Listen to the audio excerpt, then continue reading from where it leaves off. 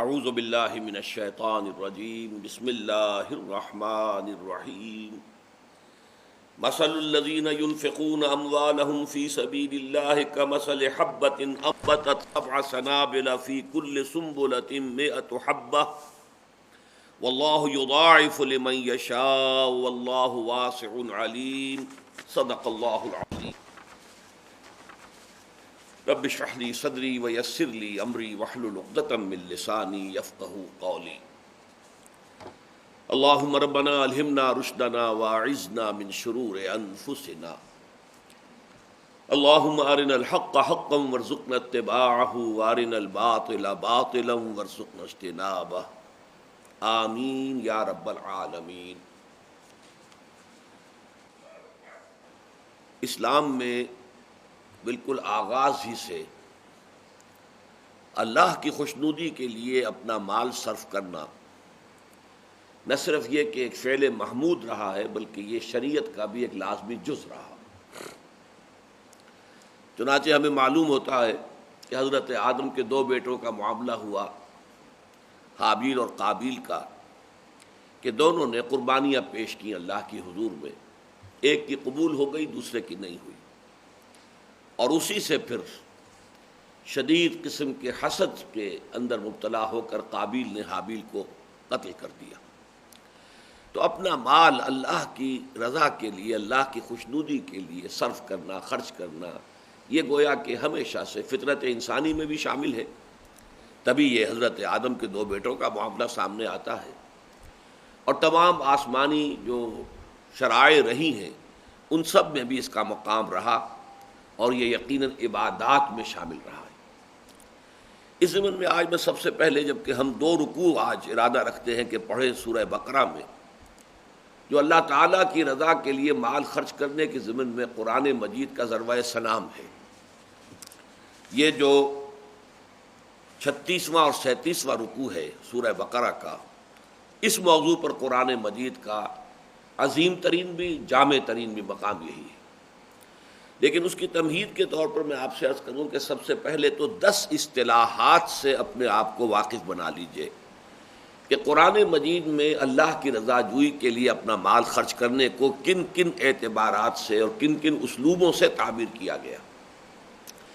سب سے بنیادی اصطلاح جو سمجھیے کہ عرب جاہلیت کے اندر بھی ایک بہت بڑی نیکی سمجھی جاتی تھی، وہ تھا بھوکوں کو کھانا کھلانا، اطعام الطعام۔ قرآن مجید میں بھی اس کا تذکرہ ملتا ہے، آپ کو معلوم ہے سورہ دہر میں فرمایا وَيُطْعِمُونَ الطَّعَامَ عَلَىٰ حُبِّهِ مِسْكِينًا وَيَتِيمًا وَأَسِيرًا۔ گویا کہ یہ بڑے محمود افعال میں سے ہے کہ کوئی شخص اس وقت جب کہ قحط کا عالم ہو اور خود بھی لالے پڑے ہوئے ہوں،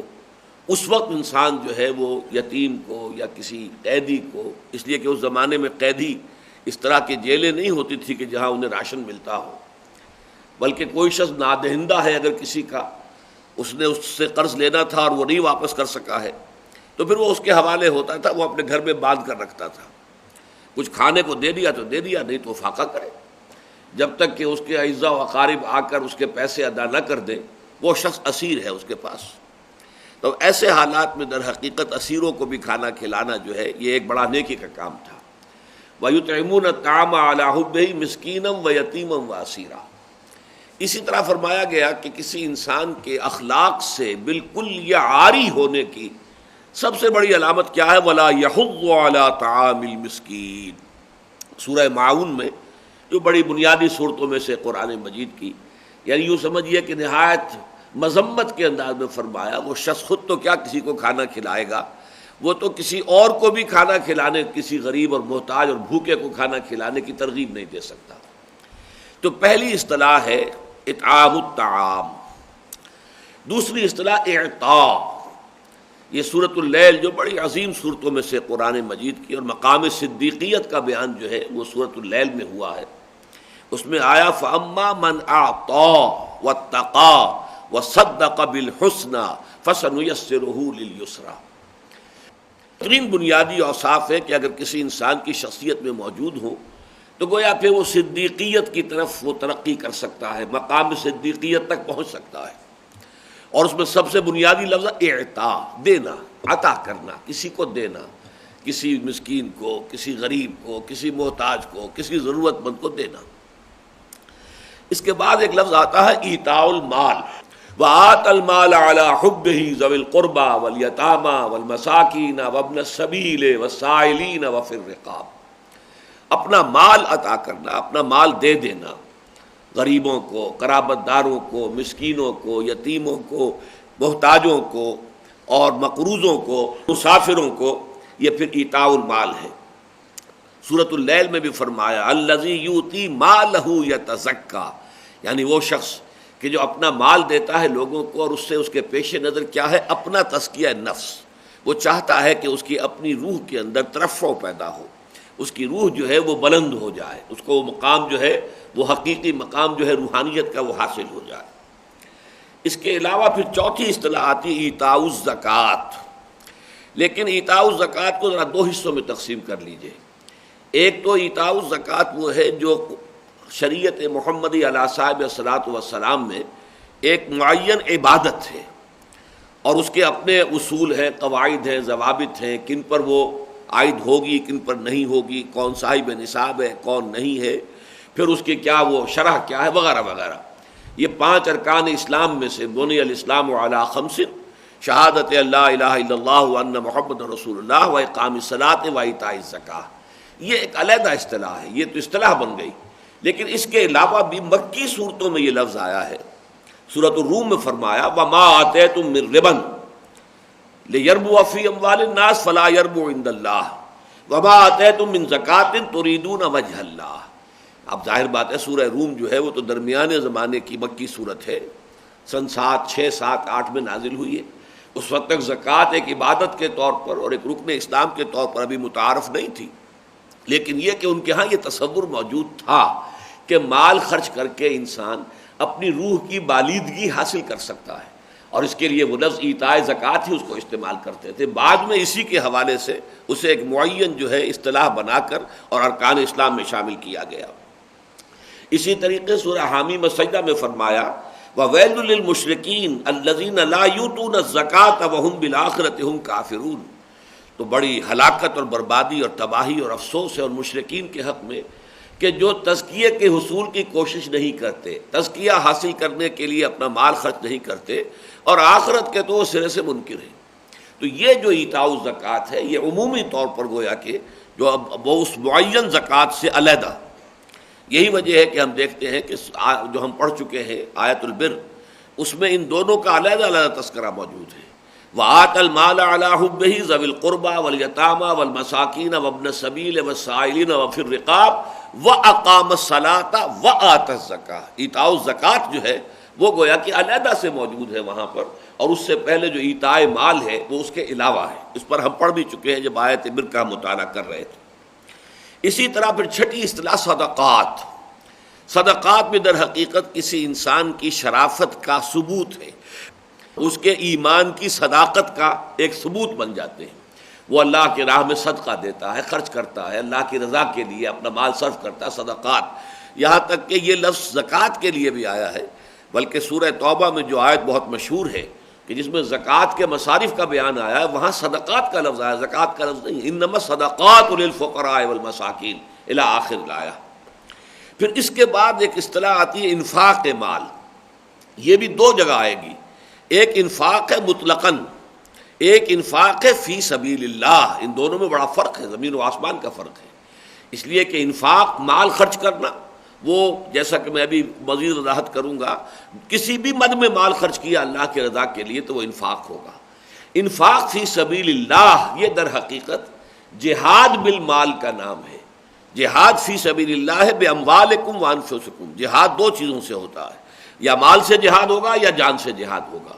تو یہ جو مال کے ذریعے سے جہاد ہوتا ہے اللہ کی راہ میں، یعنی اللہ کے دین کی اشاعت،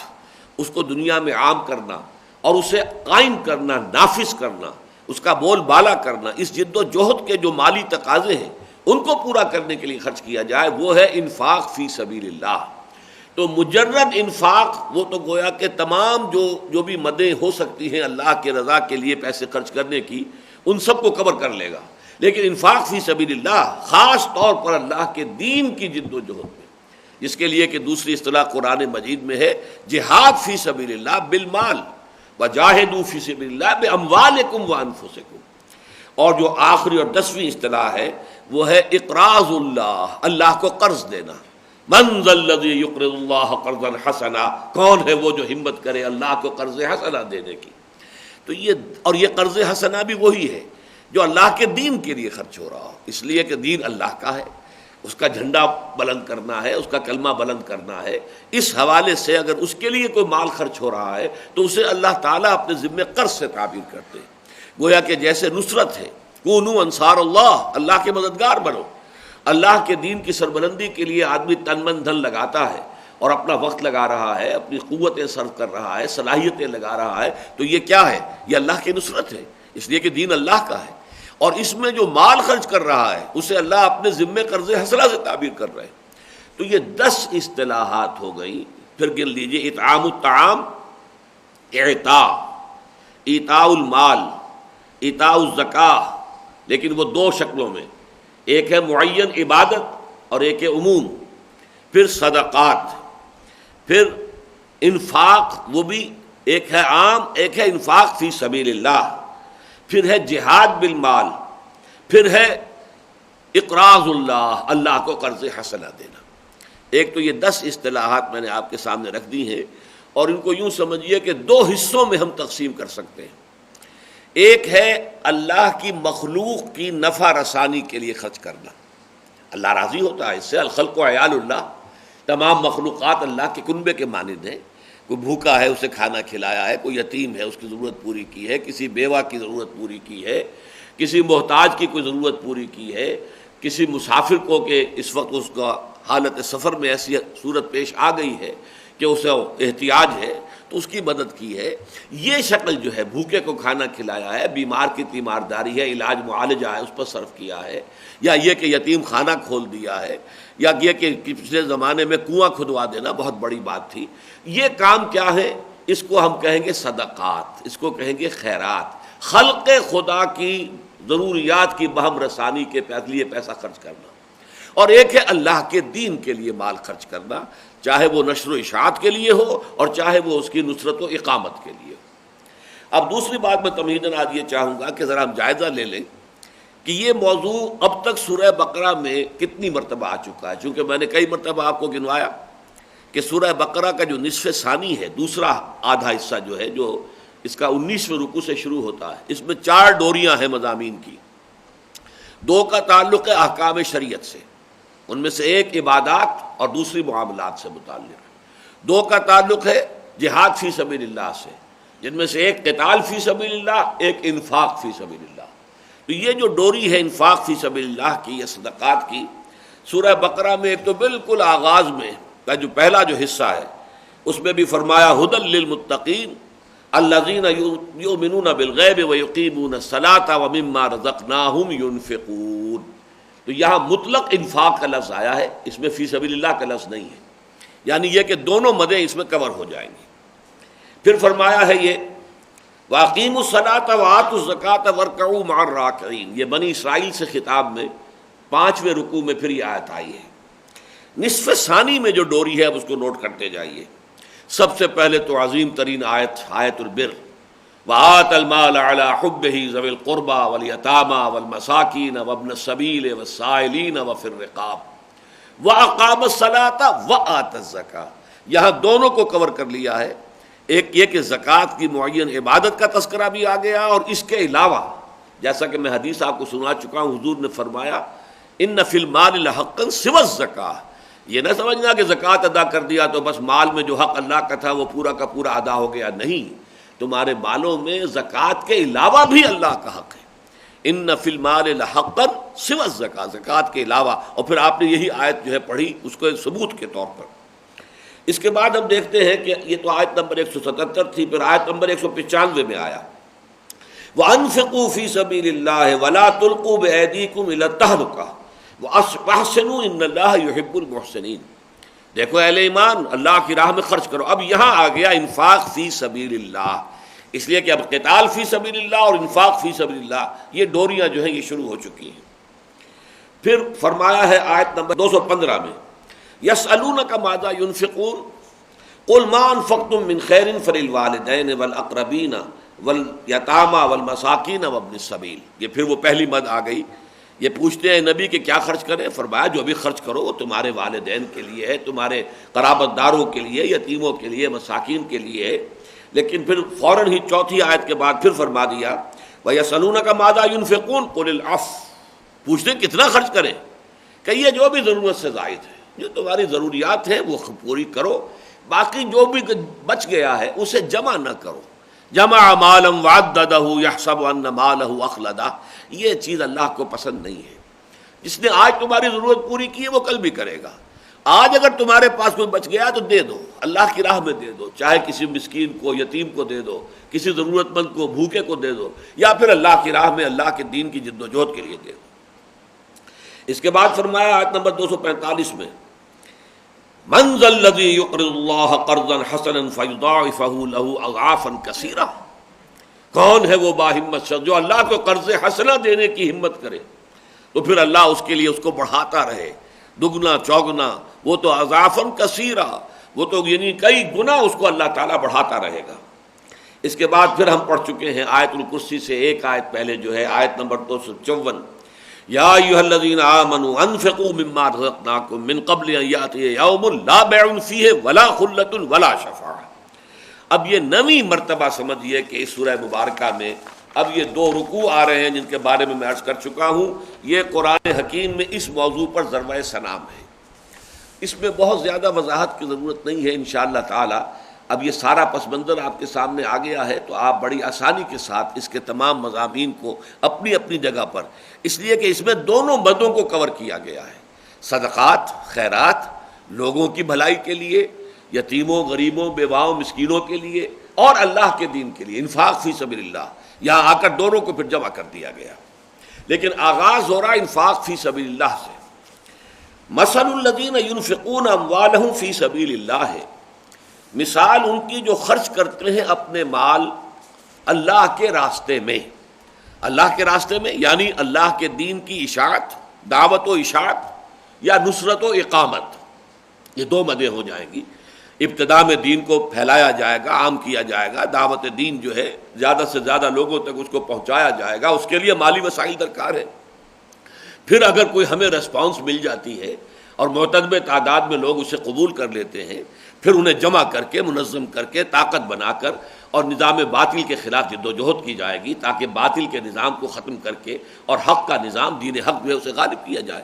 اس پوری جد و جہد کے لیے جو مال اپنے خرچ کرتے ہیں تو ان کی مثال ایسے ہے کمثل حبۃ. ان کی مثال اس دانے کی سی ہے بتت 7 سنابلہ کہ جس کو زمین میں جب بویا گیا تو اس سے جس پودے کے اندر 7 بالیں یا 7 سٹیاں، یہ جو ہیں جو مختلف گندم کی بالیں کہلاتی ہیں، مکئی کے یہ سٹے ہوتے ہیں، تو ظاہر بات ہے کہ وہ ایک ہی گندم کے دانے سے وہ پودا جو ہے وجود میں آیا ہے.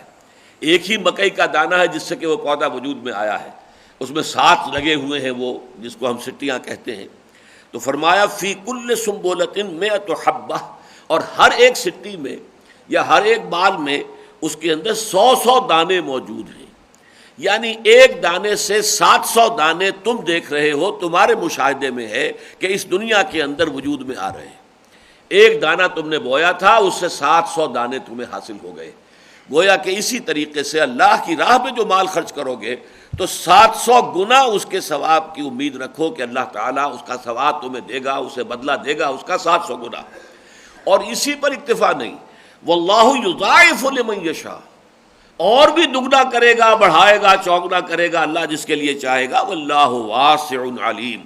اللہ بڑی وسعت والا ہے. یہ نہ سمجھو کہ اس کے خزانے جو ہیں وہ کیسے متحمل ہوں گے اتنے اجر و ثواب کے. اتنی مخلوق ہوگی کہ جس نے اللہ کی راہ میں اس طرح اپنا مال خرچ کیا ہے، کتنا مال خرچ ہوا ہوگا، اور اس کا اگر اس طریقے سے 700 گنا اور 7000 گنا اجر و ثواب دینے کا مرحلہ آیا تو کیسے پورا ہوگا. اللہ کی تم وسعتوں کا اندازہ نہیں کر سکتے، اس کے خزانے اتھاہ ہیں. واللہ واسع علیم، اور وہ اسے خوب معلوم ہے کہ کون ہے میرا وہ بندہ جو خالص میری رضا کے حصول کے لیے اور میرے دین کے پیغام کی نشر و اشاعت کے لیے یا میرے دین کی اقامت کی جد و جہد میں اپنا مال خرچ کر رہا ہے. الذین ينفقون اموالهم فی سبیل اللہ ثم لا یتبعون ما انفقوا منا ولا اذى لهم اجرهم عند ربهم ولا خوف علیہم ولا هم يحزنون. وہ لوگ کہ جو خرچ کرتے ہیں اپنے مال اللہ کی راہ میں، اس کی وضاحت میں کر چکا ہوں، دین کی دعوت و اشاعت اور نصرت و اقامت میں. ثم لا یتبعون ما انفقوا منا ولا اذى، پھر یہ کہ وہ جو بھی انہوں نے خرچ کیا ہوتا ہے اس کے بعد میں کہیں اس کو جتلاتے نہیں ہیں، کسی کو تکلیف نہیں دیتے ہیں. اس لیے کہ ہو سکتا ہے کہ یہ مال، جیسا کہ یہ مضمون کے آخر میں آئے گا بالکل، کہ وہ اللہ کے بندے کہ جنہوں نے اپنے آپ کو دین کی خدمت کے لیے اس طرح سے ہمتن لگا دیا ہو کہ وہ اپنی معاشی ضروریات پوری خود نہ کر سکتے ہوں، تو ان کو مال دینا اپنا تاکہ ان کی ضروریات پوری ہو سکے، یہ انفاق فی سبیل اللہ کی سب سے احسن، سب سے اعلیٰ، سب سے ارفع شکل ہے. اس حوالے سے اگر کسی ایسے اللہ کے بندے کو آپ نے اس کے ساتھ کوئی تعاون کیا ہے اور پھر جتلا دیا، کبھی احسان دھر دیا اس پر،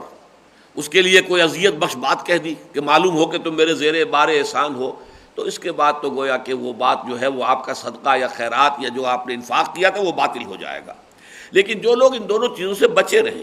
الذین ينفقون اموالهم فی سبیل اللہ،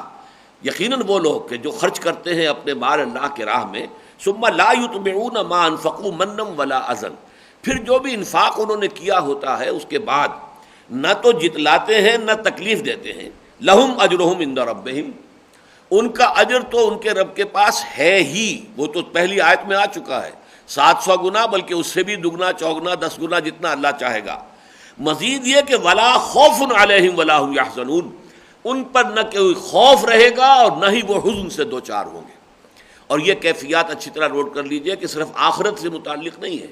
آخرت کا تو ہے ہی ہے، جب اللہ تعالیٰ انہیں جنت میں داخل کر دے گا تو اب خوف اور حزن دونوں سے ہمیشہ ہمیشہ کے لیے ان کو نجات ہو گئی. لیکن یہ کیفیت دنیا میں بھی انہیں حاصل ہوتی ہے. ایمان کا اصل حاصل یہی ہے، زوال خوف و حزن. الا ان اولیاء اللہ لا خوف علیہم ولا هم يحزنون الذین آمنوا وکانوا یتقون لہم البشریٰ فی الحیات الدنیا والآخرہ. اللہ کے جو ولی ہوتے ہیں، دوست ہوتے ہیں، جن کا کہ واقعتاً مخلصانہ تعلق ہے قلبی اور روحانی اللہ کے ساتھ، تو ان کے لیے کوئی خوف اور حزن اس دنیا کی زندگی میں بھی نہیں ہے. اس دنیا کی زندگی میں بھی بشارتیں ہی بشارتیں ہیں، اور باقی یہ کوئی علیحدہ مخلوق نہیں ہے. پچھلے درس میں ہم دیکھ چکے ہیں انسان ہی ہوتے ہیں وہ جو حقیقت ایمان سے بہرہ ور ہوں اور جن کی زندگیوں میں حقیقی تقویٰ جو ہے وہ پیدا ہو جائے، وہ اللہ کے ولی ہیں. قول معروف و مغفرۃ خیر من صدقۃ یتبعها اذی. اب اس کو دوبارہ انداز میں بیان کیا، اچھی بات کہہ دینا یا یہ ہے کہ درگزر کرنا، یہ کہیں بہتر ہے اس سے کہ صدقہ دیا جائے، خیرات کی جائے، کسی ضرورت مند کو دیا جائے، اور پھر اس کے بعد یتبعها اذی، پھر اسے تکلیف پہنچائی جائے، کوفت پہنچائی جائے، اس کی عزت نفس کو ٹھیس پہنچائی جائے. بجائے اس کے کہ آپ دے کر اور پھر یہ کام کریں، اس سے بہتر ہے کہ آپ بھلے طریقے سے معذرت کر لیں. فرض کیجئے کسی سائل نے آ کر آپ سے سوال کیا ہے، کیونکہ یہاں پر میں نے عرض کیا دونوں چیزیں یہاں پر موجود ہیں، صدقہ و خیرات بھی ہے اور انفاق فی سبیل اللہ بھی ہے. پہلی دونوں آیتیں انفاق فی سبیل اللہ کے ضمن میں آئی ہیں، اب یہ آیت صدقے کے ضمن میں آئی ہے. صدقہ تو یہ کہ کوئی شخص آیا ہے، کوئی مانگ رہا ہے آپ سے، سائل ہے، آپ نے دے تو دیا لیکن کوئی جملہ بھی ایسا کہہ دیا جو جا کر اس کے دل میں تیر کی طرح ترازو ہو گیا، اس کی عزت نفس کو آپ نے ٹھیس بھی پہنچا دی. تو اس سے کہیں بہتر تھا کہ تم بڑے انداز میں اس سے عذر کر لیتے، معذرت کر لیتے، نہیں بھائی معاف کرو، میں اس وقت آپ کی مدد کرنے کی پوزیشن میں نہیں ہوں. اور یہ کہ درگزر بھی کرتے، اگر اس نے آپ سے سوال بھی کیا ہے، بسا اوقات آدمی غصہ بھی آتا ہے کہ میں نے ایک دفعہ معذرت کی ہے لیکن نہیں مان رہا ہے، پھر مانگ رہا ہے. لیکن یہ کہ اس سے بہتر ہے کہ تم اس سے اچھے طریقے سے معذرت کر لو اور اس سے درگزر کرو. اگر اس نے ایک کے بعد دوسری مرتبہ بھی تم سے سوال کیا ہے تو یہ کہیں بہتر ہوگا اس سے کہ تم صدقہ تو دو، خیرات تو کرو، اس سائل کو کچھ دو تو صحیح، لیکن اس کے اوپر پھر اس کو تکلیف پہنچاؤ. واللہ غنی حلیم، اور جان لو کہ اللہ غنی ہے اور حلیم ہے. یہاں کیوں اس کا حوالہ دیا نوٹ کیجئے، اس لیے کہ تم جو سائل کو دے رہے ہو در حقیقت اللہ کو دے رہے ہو. یہ سائل جو ہے اس کا ہاتھ در حقیقت اللہ کا ہاتھ ہے، اس لیے کہ الخلق عیال اللہ، مخلوقات تو تمام کی تمام جو ہے اللہ کے کنبے کے مانند ہیں. حدیث قدسی میں بھی آتا ہے، اے میرے بندے میں بھوکا تھا، میں نے تجھ سے کھانا طلب کیا تھا، تو نے مجھے کھانا نہیں کھلایا. اور بندہ کہے گا پروردگار تو پاک ہے اس سے کہ تجھے بھوک لاحق ہو اور تجھے کھانے پینے کی ضرورت ہو. اللہ فرمائے گا کہ دیکھ فلاں وقت میرا ایک بندہ وہ بھوکا تھا، اس نے تجھ سے کھانا طلب کیا، وہ میں ہی تو تھا، در حقیقت وہ میرا بندہ، میری مخلوق، میرے ہی کنبے کا ایک فرد تھا جس نے تجھ سے مانگا تھا، تو گویا کہ میں مانگ رہا تھا اور تو نے مجھے دھتکار دیا، اور ہے میرے بندے میں ننگا تھا، میں نے چاہا تھا کہ مجھے کپڑے پہنا دے، میرے صدر پوشی کا سامان کر دے، تو نے نہیں کیا۔ تو وہی بات پھر بندہ کہے گا، اللہ فرمائے گا کہ اگر کسی نے تجھ سے یہ سوال کیا تھا تو سوال کرنے والا تو میں ہی تھا۔ اس حوالے سے سمجھنا چاہیے کہ در حقیقت سائل کے ہاتھ کے پردے میں اللہ کا ہاتھ ہے، آپ دے رہے ہیں تو اللہ کو دے رہے ہیں، اس لیے کہ اگر واقعتاً آپ کی جو نیت ہے وہ اللہ کی رضا جوئی ہے تو آپ نے تو اللہ ہی کو دیا ہے، تو اللہ تو غنی ہے، بے نیاز ہے، اس کو کوئی احتیاج نہیں ہے، لہذا اس کے ساتھ معاملہ جو ہے اس انداز میں کرو کہ اگر نہیں کسی وقت انسان مدد کر سکتا، کسی کی ضرورت پوری کر سکتا، تو اچھے شریفانہ انداز میں عذر کر لے، لیکن یہ نہیں کہ صدقہ دے کر، خیرات دے کر اور اس کی عزت نفس کو کچھ لے۔ یا ایھا الذین آمنوا لا تبطلوا صدقاتکم بالمن والعذاب، دیکھیے جیسے میں نے عرض کیا تھا دو آیتیں آئی تھیں انفاق کے ضمن میں، دو ہی آیتیں صدقات کے ضمن میں آ رہی ہیں۔ اہل ایمان اپنے صدقات کو باطل نہ کر لو، جتلا کر اور اذیت پہنچا کر، یعنی در حقیقت یہ تو نفی ہو گئی اس کی، جیسے کہ تم نے کچھ کیا ہی نہیں، وہ خیر تم نے کمایا ہی نہیں، وہ زیرو سے ضرب کھائے گا زیرو ہو جائے گا، چاہے بڑی سے بڑی رقم تم نے دی ہو۔ لا تبطلوا، ابطال کر دینا، باطل کر دینا، گویا کہ تمہارا صدقہ جو ہے وہ باطل ہو گیا۔ لا تبطلوا صدقاتکم بالمن والعذاب، اپنی خیراتوں کو، اپنے صدقات کو جتلا کر یا اذیت پہنچا کر باطل نہ ٹھہرا لو۔ کالذی ينفق مالہ رئاء الناس، اس شخص کے مانند کے جو اپنا مال خرچ کرتا ہے لوگوں کو دکھانے کے لیے، ولا یؤمن باللہ والیوم الآخر، اور وہ ایمان نہیں رکھتا ہے اللہ پر اور یوم آخر پر۔ یہ مقام اس اعتبار سے بہت اہم ہے کہ ریا کی اصل حقیقت کو یہاں پر کھول دیا گیا۔ اگر کوئی شخص کسی کو دکھانے کے لیے کوئی نیک کام کر رہا ہے تو در حقیقت اللہ پر اس کا ایمان نہیں ہے، وہ ایمان تو اس شخص پر ہے جس کو وہ دکھانا چاہ رہا ہے، جس سے وہ اپنی تعریف کرانا چاہ رہا ہے، یا جس کے اوپر اپنے زہد اور تقویٰ اور نیکی اور دینداری کا جو ہے وہ روب جھاڑنا چاہ رہا ہے۔ در حقیقت اللہ پر ایمان کے منافی ہے ریاکاری۔ اسی لیے وہ حدیث جو ہے وہ تو بارہا میں نے آپ کو سنائی ہے، من صلی یرائی فقد اشرک، جس نے دکھاوے کے لیے نماز پڑھی اس نے شرک کیا۔ ومن صام یرائی فقد اشرک، جس نے دکھاوے کے لیے روزہ رکھا اس نے شرک کیا۔ ومن تصدق یرائی فقد اشرک، اور جس نے دکھاوے کے لیے صدقہ اور خیرات کا معاملہ کیا اس نے بھی شرک کیا۔ تو یہاں پر بھی اس کو کہا جا رہا ہے کہ وہ ایمان نہیں رکھتا اللہ پر اور یوم آخر پر۔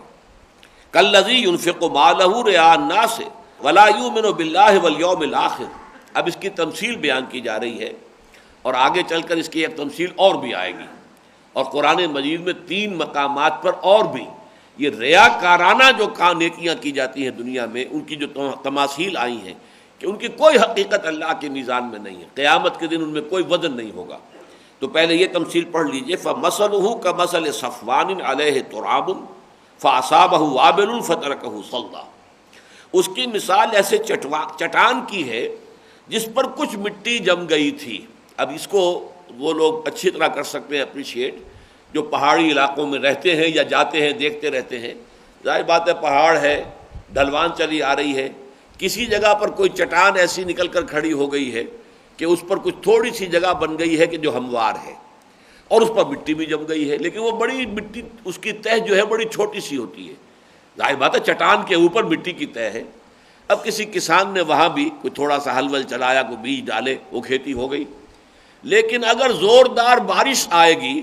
تو وہ بارش ساری اس مٹی کو بھی بہا کے لے جائے گی اور اس کھیتی کو بھی لے جائے گی، اس لیے کہ چٹان تو بھی ننگی چٹان نیچے سے نکل آئے گی، اس لیے کہ بارش جب آئے گی تو وہ تھوڑی سی جو اس کے اوپر تہ مٹی کی آئی تھی جس پر اس نے اپنی کھیتی جو ہے اس کی بساط جما لی تھی، لیکن وہ تو اس مٹی سمیت وہ کھیتی بھی ختم ہو جائے گی، کچھ نہیں رہے گا۔ فَمَثَلُهُ كَمَثَلِ صَفْوَانٍ، اس کی مثال تو اس چٹان کی سی ہے، علیہ تراب، اس پہ کچھ مٹی جم گئی۔ اب یہاں پہ اس کو حذف کر دیا گیا کہ اس میں کسی نے کچھ بیج ڈال دیے، کچھ وہ چیز جو ہے اس کے اندر کاشت کر لی۔ فَأَصَابَهُ وَابِلٌ، اب اس کے اوپر ایک زوردار میہ پڑا، موسلادھار بارش آئی، فَتَرَكَهُ صَلْدًا، تو وہ ساری مٹی اور کھیتی جو تھی اس کو بہا کر وہ پانی لے گیا اور وہ چٹان ننگی نیچے سے برآمد ہو گئی۔ لا يقدرون على شيء مما كسبوا، انہیں اب کچھ قدرت حاصل نہیں ہے اس ساری محنت پر جو انہوں نے کی۔ ظاہر بات ہے وہ مٹی جمی ہوئی تھی، تہ تھی مٹی کی وہاں پر، اس میں بیج ڈالا ہے، اس کے کچھ پانی وانی کا اہتمام بھی کیا ہوگا، محنت تو کی ہے، تو جو بھی وہ بیج بھی ڈالا تھا وہ بھی گیا، اور ان کی جو محنت تھی وہ بھی ختم ہوئی۔ لا یقدرون علی شیء مما کسبوا، جو محنت انہوں نے کی تھی، جو انویسٹمنٹ اس میں کی تھی، اب اس میں سے کسی شے پر بھی انہیں کوئی مقدرت حاصل نہیں رہی، اس میں سے کوئی شے اب انہیں ملنے والی نہیں ہے، کوئی ان کے ہاتھ آنے والی کوئی شے نہیں رہی۔ واللہ لا یہدی القوم الکافرین، اور اللہ ایسے کافروں، ایسے ناشکروں کو ہدایت نہیں دیا کرتا۔ یعنی در حقیقت ریاکاری کفر ہے، ریاکاری جو ہے وہ ناشکری بھی ہے، اور ناشکری کے ساتھ ساتھ اس کو اگر کفری کے دوسرے معنی بھی لیے جائیں، کیونکہ پہلے آ چکا ہے لا یؤمن باللہ ولا بالیوم الآخر، وہ تو ایمان رکھتا ہی نہیں اللہ پر اور یوم آخر پر، جو ریاکارانہ صدقات دے رہا ہے، لوگوں کو دکھاوے کے لیے خیرات کر رہا ہے۔ اب اس کے برعکس مثال آئی، وَمَثَلُ الَّذِينَ يُنْفِقُونَ أَمْوَالَهُمْ ابْتِغَاءَ مَرْضَاتِ اللَّهِ وَتَثْبِيتًا مِنْ أَنفُسِهِمْ، اور مثال ان لوگوں کی جو خرچ کرتے ہیں اپنا مال اللہ کی رضا کے حصول کے لیے اور اپنے عزم کی پختگی کے ساتھ، یعنی ان کے اپنے اندر ایک ارادہ ہے، نیکی کا ارادہ ہے، خرچ کرنا چاہتے ہیں، تو یہ ہے تثبیتا من انفسہم، پورے ثبات نفس کے ساتھ، پورے ارادے کے ساتھ۔ ایسا نہیں ہے کہ ایک وقت میں کہیں گئے تھے، کہیں کوئی جلسہ ہوا اور وہاں کسی نے واعظ نے وعظ ایسا کہہ دیا کہ فوراً جیب سے پیسے نکل آئے، تو وہ تو اصل میں وقتی آپ کا جوش تھا۔ ایک ہے تثبیتا من انفسہم، ٹھنڈے حالات میں غور و فکر کر کے، سوچ بچار کر کے، ایک ارادے کے ساتھ آدمی خرچ کرتا ہے کہ میں اللہ کی رضا جوئی کے لیے یہ خرچ کر رہا ہوں، یہ کوئی وقتی جذباتی کسی لہر میں آ کر نہیں۔ تثبیتا من انفسہم، اپنی جان کی طرف سے ثبات اور عزم کے ساتھ وہ خرچ کرتے ہیں، اور پیش نظر ہے اللہ کی رضا، مرضات اللہ۔ کمثل جنۃ بربوۃ اصابها وابل فآتت اکلها ضعفین فإن لم یصبها وابل فطل، تو اس کی مثال اس باغ کی سی ہے جو بلندی پر ہوتا ہے، اگر وہاں بارش آتی ہے زوردار تو اس کا پھل آتا ہے دگنا، اور اگر بارش زوردار نہ بھی آئے اور تھوڑی سی کوئی پھوار پڑے تو وہ بھی اس کے لیے کافی ہوتی ہے۔ اب یہ جو ہے تمثیل، اس کو سمجھنے کے لیے بھی قرآن مجید میں چونکہ ہمیشہ آتا ہے جنات تجری من تحتہا الانہار، اب اس کا ترجمہ تو لفظی طور پر تو اکثر جب آپ لفظی ترجمے دیکھیں گے، وہ باغات جن کے نیچے نہریں بہتی ہوں گی، تو ایک عجیب سا تصور سامنے آتا ہے کہ باغ کے نیچے نہر کا مطلب کیا ہے۔ اسی طریقے سے بلکہ میں نے دیکھا کہ جب فرعون کے بارے میں قرآن میں آیا ہے کہ اس نے کہا الیس لی ملک مصر وہذہ الانہار تجری من تحتی، کیا یہ مصر کی حکومت میری نہیں ہے اور یہ ساری نہریں میرے تحت نہیں بہہ رہی ہیں؟ اب اس کا ترجمہ بھی یہ کیا ہے کہ در حقیقت اس نے اپنے محل کے نیچے نہریں نکالی ہوئی تھی، اس کے محل کے نیچے نہریں چل رہی تھیں، حالانکہ اس تکلف کی ضرورت ہی نہیں ہے۔ وہاں اس سے مراد یہ ہے کہ سارا اریگیشن سسٹم میرے کنٹرول میں ہے، میں جس کو چاہوں پانی دوں، جس کا چاہوں بوگا بند کر دوں۔ الیس لی ملک مصر، کیا مصر کی حکومت اور حاکمیت میرے ہاتھ میں نہیں ہے؟ وہذہ الانہار تجری من تحتی، اور یہاں جو بھی خوشحالی ہے وہ در حقیقت اس نیل کے پانی کی جو ہے، اسی سے جو بھی سیرابی ہے اور اریگیشن ہے اسی سے ہے، جس کے پاس جو بھی کچھ ہے وہ اسی کا ثمر ہے، اور یہ میں جس کو چاہوں دوں اور جس کو چاہوں روک دوں۔ اسی طرح یہ جو جنت کا تذکرہ ہوتا ہے، اس کے نیچے نہریں بہتی ہوں گی، تو یہ ایک بڑا فطری قسم کی پلانٹیشن جو ہوتی ہے۔ ایک باغ تو وہ ہوتا ہے جو کہ آپ نے لگایا ہے، ہموار زمین ہے، اور اس کے اندر آپ نے جو ہے وہ کھیت اپنے پودے لگائے ہیں، جیسے کہ ہمارے ہاں آپ کو معلوم ہے کہ چاہے وہ سنتروں کی اور کنوں کی اور مالٹوں کے یا آموں کے باغات ہیں، تو ہموار زمین پر ہوتے ہیں۔ ایک یہ کہ ایک نیچرل ہوتا ہے معاملہ، کہ جیسے پہاڑی، اور چونکہ عرب کا سارا معاملہ جو ہے وہ پہاڑی حجاز، سارا کا سارا قرآن تو حجاز میں نازل ہوا ہے، شمال سے لے کر جنوب تک، طائف ہو یا تبوک ہو، وہاں سے لے کے یہاں تک یہ سب حجاز ہے، مدینہ ہو یا مکہ ہو، یہ سب حجاز ہے، یہ سارا یہ علاقہ جو ہے پہاڑی ہے۔ اب اس میں جو نیچرل ایک پلانٹیشن ہوتی تھی کہ نیچے جو ہے دامن میں، جس کو ہم دامن میں کہتے ہیں، کوئی چشمہ بہہ رہا ہے، ظاہر بات ہے کہ اس چشمے کے جو اثرات ہیں، پانی جو ہے سیپ کر رہا ہے، تو دونوں طرف جو ڈھلوانے ہیں ان کے اندر بھی، جڑوں کے اندر پانی جا رہا ہے۔ اب درخت جو ہے وہ ڈھلوان کے اوپر ہے، تاکہ انہیں پانی جو ہے اس چشمے سے کہ جو اس کے نیچے سے بہہ رہا ہے، اس کے دامن میں اسے پانی پہنچ رہا ہے۔ اب اگر بارش بھی ہو جائے تو کیا کہنے، اب تو گویا کہ اس کا جو پھل ہے وہ دگنا ہو جائے گا، نہ بھی ہو تو در حقیقت کوئی ہلکی سی پھوار بھی پڑ جائے تو اس کے پتے بھی دھل جائے تب بھی کافی ہے، اس لیے کہ وہ تو اونچائی کے اوپر وہ پہاڑ ہے اور نیچے دامن میں ندی بہہ رہی ہے، چشمہ بہہ رہا ہے، اریگیشن جو ہے اس کا تقاضا جو ہے وہ پورا ہو رہا ہے۔ تو یہ نقشہ کھینچا گیا ہے، کمثل جنۃ بربوۃ اصابها وابل فآتت اکلها ضعفین فإن لم يصبها وابل فطل واللہ بما تعملون بصیر۔ اور جو کچھ تم کر رہے ہو اللہ اسے دیکھ رہا ہے، یعنی کون اللہ تعالیٰ کی رضا کے لیے خرچ کر رہا ہے، کون ریاکارانہ خرچ کر رہا ہے، اللہ دیکھ رہا ہے، اللہ کے علم میں ہے۔ اس کو اللہ کے علم سے خارج نہ سمجھو، یہ نہ سمجھو کہ اللہ کو معلوم نہیں ہے۔ اب ایک اور تمثیل آ رہی ہے اسی ریاکارانہ خرچ کی، اَیَوَدُّ أَحَدُكُمْ أَن تَكُونَ لَهُ جَنَّةٌ مِّن نَخِیلٍ وَأَعْنَابٍ تَجْرِی مِن تَحْتِهَا الْأَنْہَارُ، کیا تم میں سے کوئی شخص اسے پسند کرے گا کہ اس کا ایک باغ ہو جو کھجوروں کا ہو اور اس میں انگور کی بیلیں بھی ہوں، تجری من تحت الانہار، اب آ گیا وہی، اور ان کے نیچے سے یعنی اس کے دامن میں ندی بہہ رہی ہے، چشمے رواں ہیں، لہو فیہا من کل الثمرات، اور اسے اپنے اس باغ سے ہر طرح کا میوہ مل رہا ہے، کھجور بھی مل رہی ہے، انگور بھی مل رہے ہیں، اور بھی فرض کیجئے کوئی اور بھی درخت اس نے لگا رکھے ہیں، اسے میوہ مل رہا ہے، لہو فیہا من کل الثمرات واصابہ الکبر، اور اب اس پر بڑھاپا آ گیا، یعنی یہ باغ اس نے محنت کر کے سینچا تھا، لگایا تھا جوانی میں اپنی، جبکہ اس کے اندر قوتیں تھیں، محنت تھی، کرنے کی صلاحیت تھی، اب بڑھاپا آ گیا ہے، وَلَهُ ذُرِّيَّةٌ ضُعَفَاء، اور اب اس کی اولاد ہے کہ جو ابھی کم سن ہے، کمزور ہے، وہ اپنے پاؤں پر کھڑے ہونے کے قابل نہیں ہے، چھوٹی عمر کے بچے ہیں، فَأَصَابَهَا إِعْصَارٌ، کہ اچانک اس باغ کے اوپر ایک آندھی آتی ہے،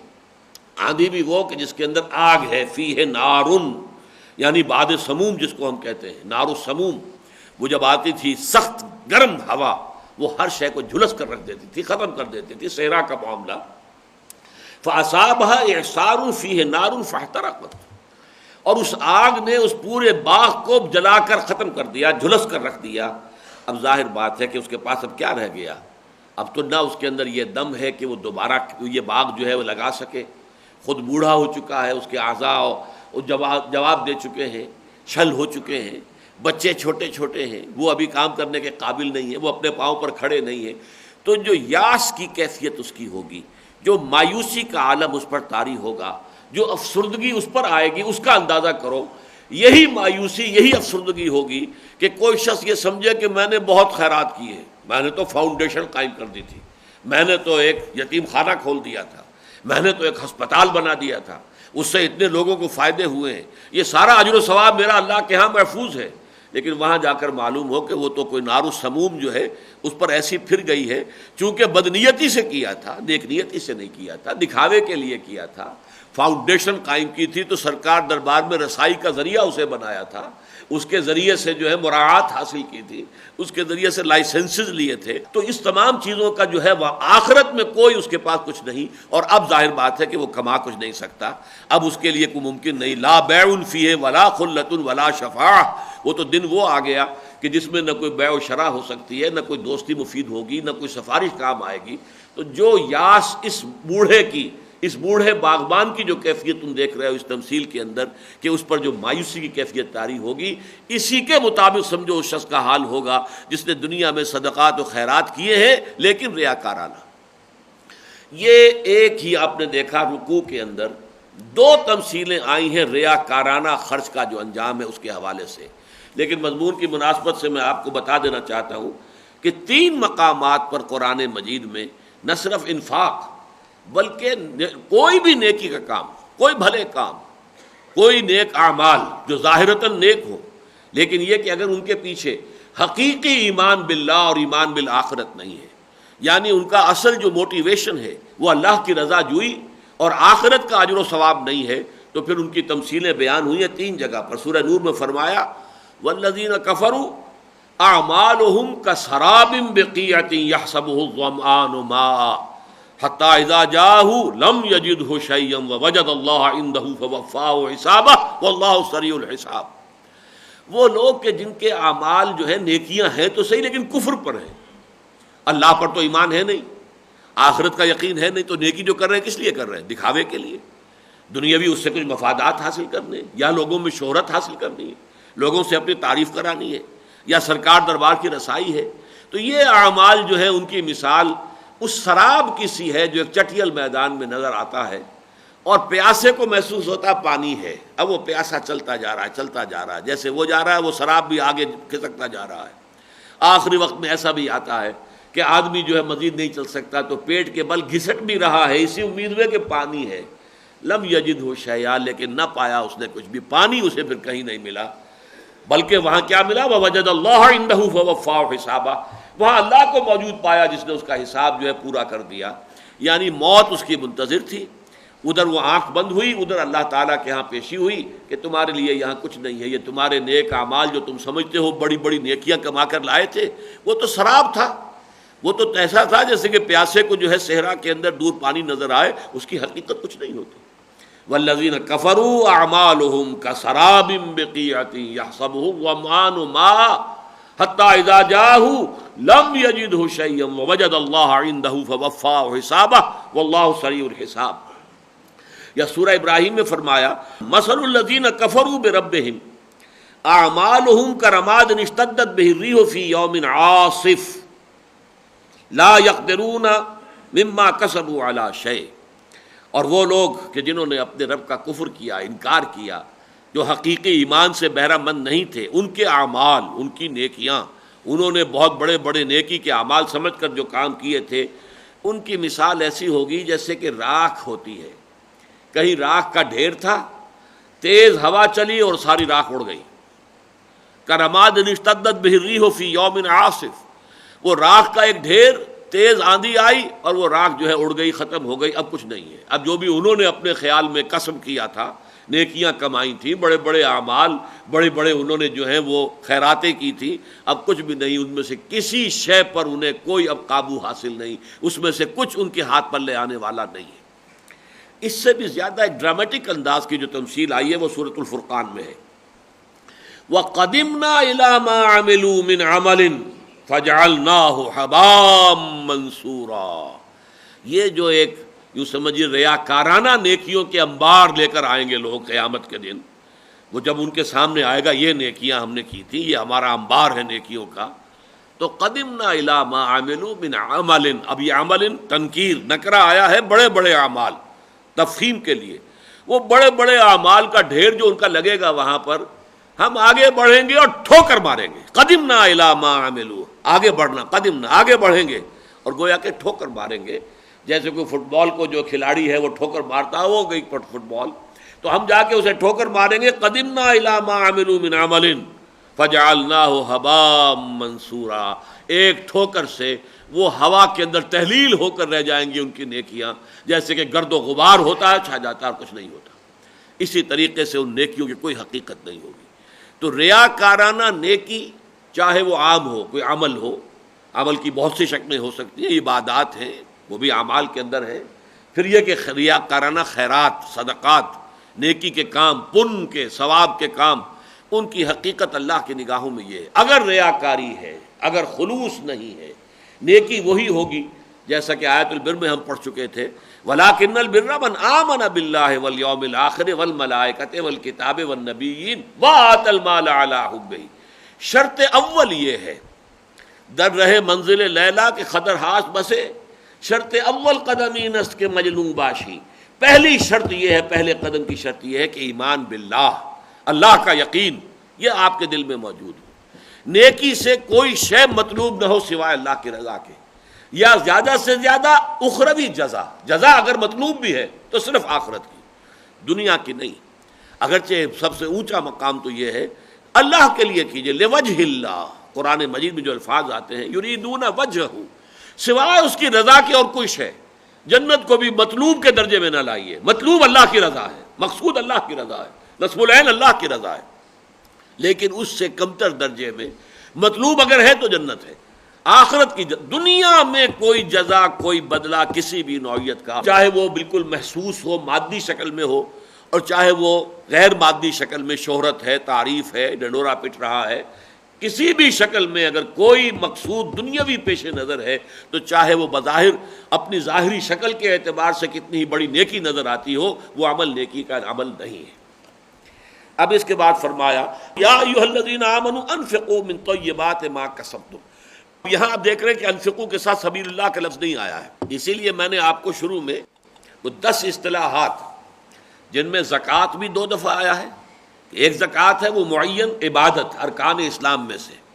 اس کے اپنے قواعد ہیں، شرائط ہیں، قوانین ہیں، ضوابط ہیں، ایک ہے عام اللہ تعالیٰ کی رضا کے لیے مال خرچ کرنا، وہ بھی گویا کہ زکوٰۃ میں آئے گا۔ اسی طریقے سے انفاق، مال خرچ کرنا کسی بھی مد میں ہو، اور ایک یہ ہے کہ انفاق فی سبیل اللہ۔ تو ابھی پہلی 2 آیتیں آئی تھیں انفاق فی سبیل اللہ کی، اب مجرد انفاق آ رہا ہے جس میں کہ دونوں یہ مدیں کور ہو جائیں گی۔ یا ایھا الذین آمنوا انفقوا من طیبات ما کسبتم ومما اخرجنا لکم من الارض۔ اے ایمان والو، خرچ کرو ان پاک چیزوں میں سے بھی جو تم نے کمائی ہیں، اور ان میں سے بھی جو ہم نے نکالی ہے تمہارے لیے زمین سے۔ اس آیت میں 2 باتیں نوٹ کیجئے۔ میرے علم کی حد تک یہ واحد مقام ہے جہاں انسان دنیاوی محنت کر کے اگر کچھ کمائی کرتا ہے تو اس کے لیے لفظ کسب آیا ہے۔ قرآن مجید میں جو بھی مادی چیزیں دنیا میں انسان حاصل کرتا ہے ان کے لیے اصل جو لفظ ہے وہ فضل ہے، یہ اللہ کا فضل ہے جو اللہ تمہیں دیتا ہے، یہ تمہاری محنت کا نتیجہ نہیں ہے۔ چاہے ہل تم نے چلایا اور کھیت کے اندر بیج تم نے ڈالا، آبیاری تم نے کی، کھیتی کی حفاظت تم نے کی، پھر تم نے ہی جو ہے وہ فصل کاٹی ہے، سب کچھ کیا ہے، لیکن اسے فضل سمجھو، اسے اپنی محنت کا ثمرہ نہ سمجھنا۔ یہ فضل ہے، اللہ تعالیٰ کا عطا ہے، اللہ کی جود و سخا ہے۔ تمہاری ساری محنت کے باوجود کچھ نہ ملتا، یہ بھی ہو سکتا تھا، تو جو بھی ملا ہے اسے اللہ کا فضل سمجھو۔ کسب جو ہے لفظ قرآن مجید میں وہ اعمال کے لیے آتا ہے، نیکی کی کمائی یا بدی کی کمائی۔ اچھے اعمال کیے ہیں اچھی کمائی ہے، برے اعمال کیے بری کمائی ہے، لیکن یہ واحد مقام ہے میرے علم کی حد تک جہاں پہ کہ معاشی محنت اور جد و جہد کے نتیجے کو بھی کسب سے تعبیر کیا گیا۔ اور نمبر 2 نوٹ کیجئے، وَمِمَّا أَخْرَجْنَا لَكُم مِّنَ الْأَرْضِ، زمین میں سے ہم نے نکالا ہے تمہارے لیے، یعنی چاہے محنت تم نے کی ہے، تم نے ہل چلایا ہے، تم نے بیج ڈالا، لیکن جو نکالا ہے اس کو وہ تو ہم نے نکالا ہے۔ پالتا ہے بیج کو مٹی کی تاریکی میں کون ہے وہ؟ انتم تزرعونہا ام نحن الزارعون، یہ جو تم نے بیج ڈال دیا تھا کیا تم اسے اگاتے ہو یا اگانے والے ہم ہیں؟ اور حضور نے فرمایا اس کا جواب دیا کرو بل انت یا رب، اے اللہ تو ہے اگانے والا،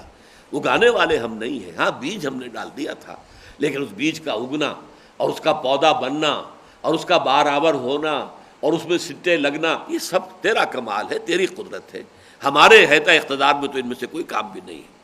انتم تزرعونہا ام نحن الزارعون بل انت یا رب، پروردگار تو ہی ہے جو اگاتا ہے اس دانے کو۔ اسی طریقے سے یہاں فرمایا وَمِمَّا أَخْرَجْنَا لَكُم مِّنَ الْأَرْضِ، یعنی اب 2 طرح کی چیزیں ہیں۔ ایک کسب تو وہ ہے جو دکان پر بیٹھ کر یا آج ہم کہیں گے فیکٹری میں یا دفتروں میں کام کر کے آدمی کما رہا ہے، اور ایک ہے کھیتوں میں سے انسان محنت کر کے جو زراعت وہ کر رہا ہے اس سے جو اسے فصل مل رہی ہے۔ ان دونوں مدوں میں سے تمہیں خرچ کرنا ہے۔ چنانچہ وہ جو معین زکوٰۃ ہے یہ آپ کو معلوم ہے، نقد پر بھی زکوٰۃ ہے، نقد چاہے سونا چاندی کی شکل میں ہو، چاہے نقدی کی کوئی اور صورتیں ہوں یا اور اموال تجارت ہوں، وہ بھی نقد ہیں، ان میں سے بھی آپ کو زکوٰۃ دینی ہے۔ اور اگر آپ کی کھیتی ہے اور وہ آپ کی ملکیت ہے اس میں سے آپ کو عشر نکالنا ہے یا نصف عشر نکالنا ہے۔ اگر تو بارانی ہے کہ جس کی اریگیشن بھی اللہ تعالیٰ ہی نے کی ہے، بارش آسمان سے آئی ہے، آپ کی محنت کو کوئی دخل نہیں ہے، نہ آپ کو اس کی کوئی قیمت دینی پڑی ہے، نہ اس کا کوئی آپ کو جو ہے وہ مالیانہ دینا پڑا ہے، کچھ بھی نہیں، آبیانہ نہ کچھ بھی نہیں دینا پڑا ہے، تو اس لیے وہاں سے تو 10واں حصہ آپ کو دینا ہے۔ البتہ جہاں آرٹیفیشل اریگیشن ہے، آپ نے اگر نہر کا پانی لیا ہے تو آبیانہ دے رہے ہیں، آپ نے ٹیوب ویل لگایا ہے تو اس کے اندر جو بھی آپ کا تیل جل رہا ہے ڈیزل، اس کے پیسے آپ نے خرچ کیے ہیں، بجلی ہے تو اس کا بل آپ دے رہے ہیں، تو پھر وہ نصف عشر رہ جائے گا، یعنی 20واں حصہ عشر یا نصف عشر، یہ ہے آپ کی پیداوار میں سے زمین کی، اور وہ جو ہے زکوٰۃ جو مال کا ہے اس کی اپنی اپنی جو ہے وہ شرح ہیں مختلف۔ تو یا ایھا الذین آمنوا انفقوا من طیبات ما کسبتم، اب یہاں طیبات خاص طور پر کہا گیا ہے، اس کو آپ آگے چل کر سمجھیں گے کیوں کہا گیا، پاکیزہ چیزیں، یعنی یہ کہ آپ فرض کیجئے گندم میں سے عشر نکالنے لگے ہیں، تو کہیں گندم جو ہے وہ اگر پڑی ہوئی تھی باہر ڈھیری، اس پر بارش ہو گئی ہے، تو جو اوپر کی سطح والی ہے آپ نے وہ ذرا ایک طرف کر کے کہا عشر والا آئے گا تحصیلدار تو اس کو یہ دے دیں گے، یہ نہیں۔ اللہ کی راہ میں دینا ہے تو بہتر مال، جیسے کہ چوتھے پارے کی پہلی آیت ہے لن تنالوا البر حتی تنفقوا مما تحبون، تم نیکی کے مرتبے اور مقام کو حاصل ہی نہیں کر سکتے جب تک کہ خرچ وہ نہ کرو جو تمہیں محبوب ہو، پسندیدہ مال اللہ کی راہ میں دو۔ یہ نہیں کہ جو اذکار رفتہ ہے، بیکار ہو گیا ہے، کپڑا بالکل بوسیدہ ہو گیا ہے، پھٹ گیا ہے، اب وہ کسی غریب کو دے دیا ہے، جوتے بالکل ٹوٹ گئے ہیں تو اب کسی غریب کو دے دی، یہ نہیں۔ یہ تو در حقیقت یہ اللہ تعالیٰ جو غنی ہے وہ دے جسے رہے ہو، وہ دینا تو گویا کہ تم اللہ کے نام پر دے رہے ہو تو اللہ کو دے رہے ہو، تو اللہ کو دینے کے لیے تو بہتر مال تمہیں نکالنا چاہیے۔ لن تنالوا البر حتی تنفقوا مما تحبون، تو طیبات کا لفظ آیا ہے وہ در حقیقت اس کے تقابل سے واضح ہو جائے گا جو آگے چل کر آ رہا ہے۔ یا ایھا الذین آمنوا انفقوا من طیبات ما کسبتم ومما اخرجنا لکم من الارض ولا تیمموا الخبیث منہ، اپنے اس مال میں سے جو ردی مال ہے اس کا ارادہ نہ کرو کہ وہ نکال دو زکوٰۃ کے اندر اور وہ نکال دو تم صدقات کے اندر اور عشر کے اندر۔ تیمم کے لفظی معنی ہوتے ہیں قصد کرنا، اما یا امو سے ہے نا، امام جس کا کہ ارادہ کیا جاتا ہے، جو راستہ ہے بڑی شاہراہ ہے اسے بھی امام کہتے ہیں، بے امام مبین، اس لیے کہ آدمی در حقیقت اسے فالو کر رہا ہے، اس کے پیچھے پیچھے چل رہا ہے، گویا کہ راستہ آگے آگے چل رہا ہے اور آپ اس کے پیچھے پیچھے چل رہے ہیں۔ اس طرح امام کون ہوتا ہے؟ جس کے پیچھے آپ چلتے ہیں، جس کی اقتداء کرتے ہیں۔ نماز کا امام ہے تو آپ اس کی پیروی کر رہے ہیں۔ اور اس سے تیمم بنا ہے قصد کرنا، ارادہ کرنا، جیسے تیمم ہم کہتے ہیں وہ تیمموا صعیدا طیبا، تو قصد کرو پاک مٹی کا، پانی نہیں ہے تو پاک مٹی کا قصد کرو، اس سے اپنے ہاتھ اور چہرے کو جو ہے مل لو، تو یہ گویا کہ وضو کا قائم مقام ہو جائے گا۔ یہاں یہ اپنے اصل لغوی معنی میں آیا ولا تیمموا الخبیث منہ، اس میں سے جو ردی مال ہے جو ناپسندیدہ ہے تمہارے نزدیک، تنفقون کہ اسے تم خرچ کرو، وَلَسْتُمْ بِآخِذِيهِ إِلَّا أَن تُغْمِضُوا فِيهِ، اور تم ہرگز اسے قبول کرنے والے نہ ہوگے اگر خدا نہ خواستہ اس وقت تو دے تم رہے ہو، لینے والا کوئی محتاج سامنے کھڑا ہے جسے زکوٰۃ دے رہے ہو۔ ذرا تصور کرو، ہو سکتا ہے کہ تم لینے والے بن جاؤ، کوئی اور تمہیں دینے والا ہو، زمانے کا انقلاب آ سکتا ہے۔ کل ہو سکتا ہے تم ہاتھ پھیلا کر کھڑے ہو کسی کے سامنے، اور پھر تمہاری عزت نفس گوارا نہیں کرے گی کہ وہ مال تم قبول کرو، اور وہ تمہیں اپنا جو اذکار رفتہ دل سے جو اتر گیا مال وہ اتار کر تمہیں دے دے، یا ردی مال جو ہے تمہیں دے دے زکوٰۃ کے اندر یا خیرات کے اندر۔ تو دیکھو ذرا غور کرو، اپنے آپ کو اس کی جگہ پر رکھ کر اور سوچو۔ وَلَسْتُمْ بِآخِذِيهِ إِلَّا أَن تُغْمِضُوا فِيهِ، الا یہ کہ چشم پوشی کر جاؤ، خاموشی کرو، کیا کریں اب اس وقت تو محتاجی ہے، وہ دل تو جو ہے وہ رو رہا ہے لیکن یہ کہ زبان تو خاموش ہے۔ وَاعْلَمُوا أَنَّ اللَّهَ غَنِيٌّ حَمِيدٌ، پھر جان لو اللہ تعالیٰ غنی ہے، یہ دے جسے رہے ہو، وہ در حقیقت سائل کا ہاتھ نہیں اللہ کا ہاتھ ہے، اور اللہ غنی ہے، اس کے ساتھ اس کا جو مقام بلند ہے اس کی مناسبت کے ساتھ اس کے ساتھ معاملہ کرو۔ وہ تم جو بھی خیرات و صدقات دے رہے ہو، چاہے وہ کوئی سائل ہے یا کوئی غریب ہے، محتاج ہے، مسکین ہے، لیکن حقیقت میں تم اللہ کے نام پر دے رہے ہو تو گویا کہ اللہ کو دے رہے ہو۔ وَاعْلَمُوا أَنَّ اللَّهَ غَنِيٌّ حَمِيدٌ، جان لو کہ اللہ غنی ہے اور حمید۔ حمید کہتے ہیں محمود فی ذاتہ ہی، یعنی وہ ایک ایسی ہستی کہ جس کو اپنی ذات میں خود بخود محمود ہے۔ ایک تو بھلائی، خیر، حسن ایسا ہوتا ہے کہ جس کو آدمی بیان کرتا ہے، دیکھو بھائی اس میں یہ خوبی بھی ہے، دیکھو اس کے اندر یہ بھی حسن کا پہلو ہے۔ اور ایک وہ درجہ ہے بھلائی کا، حسن کا، جو از خود ظاہر ہے، اس کو بیان کرنے کی ضرورت ہی نہیں۔ حاجت مشاطہ نہیں صورت دل آرام را، کہ یہاں پہ کوئی ضرورت ہی نہیں ہے، نہ تزئین کی، نہ آرائش کی، نہ تحسین کی، نہ پوائنٹ آؤٹ کرنے کی، نہیں، وہ تو از خود محمود ہے۔ اپنی ذات کے اندر اس قدر ستودہ صفات ہے کہ اسی کسی حمد کی احتیاج ہی نہیں ہے، اپنی ذات میں خود بخود محمود حمید ہے۔ الشیطان یعدکم الفقر، دیکھو شیطان تمہیں ڈراتا ہے فقر سے، نہ دو مال، صحت کر رکھو، ضرورت کے وقت کام آئے گا، کل پتہ نہیں کیا صورت پیدا ہو جائے، اسے اپنے پاس رکھو، یہ بخل ہے۔ الشیطان یعدکم الفقر، وہ تمہیں فقر سے ڈراتا ہے، وَيَأْمُرُكُمْ بِالْفَحْشَاءِ، اور تمہیں حکم دیتا ہے بے حیائی کے کاموں کا۔ وَاللَّهُ يَعِدُكُمْ مَغْفِرَةً مِّنْهُ وَفَضْلًا، اور اللہ تعالیٰ تم سے وعدہ کر رہا ہے اپنی جانب سے مغفرت کا بھی اور فضل کا بھی۔ اب یہ لفظ فضل آ گیا قسم کے مقابلے میں، اللہ تمہیں دے گا، بے حساب دے گا، بغیر استحقاق کے دیتا ہے۔ تو اگر تم کسی درجے میں بھی استحقاق اپنا قائم کر لو پھر تو 700 گنا دے گا، 7000 گنا دے گا، باقی تو وہ بلا استحقاق بھی دیتا ہے، فضل ہے جو وہ دے رہا ہے تمہیں دنیا کے اندر۔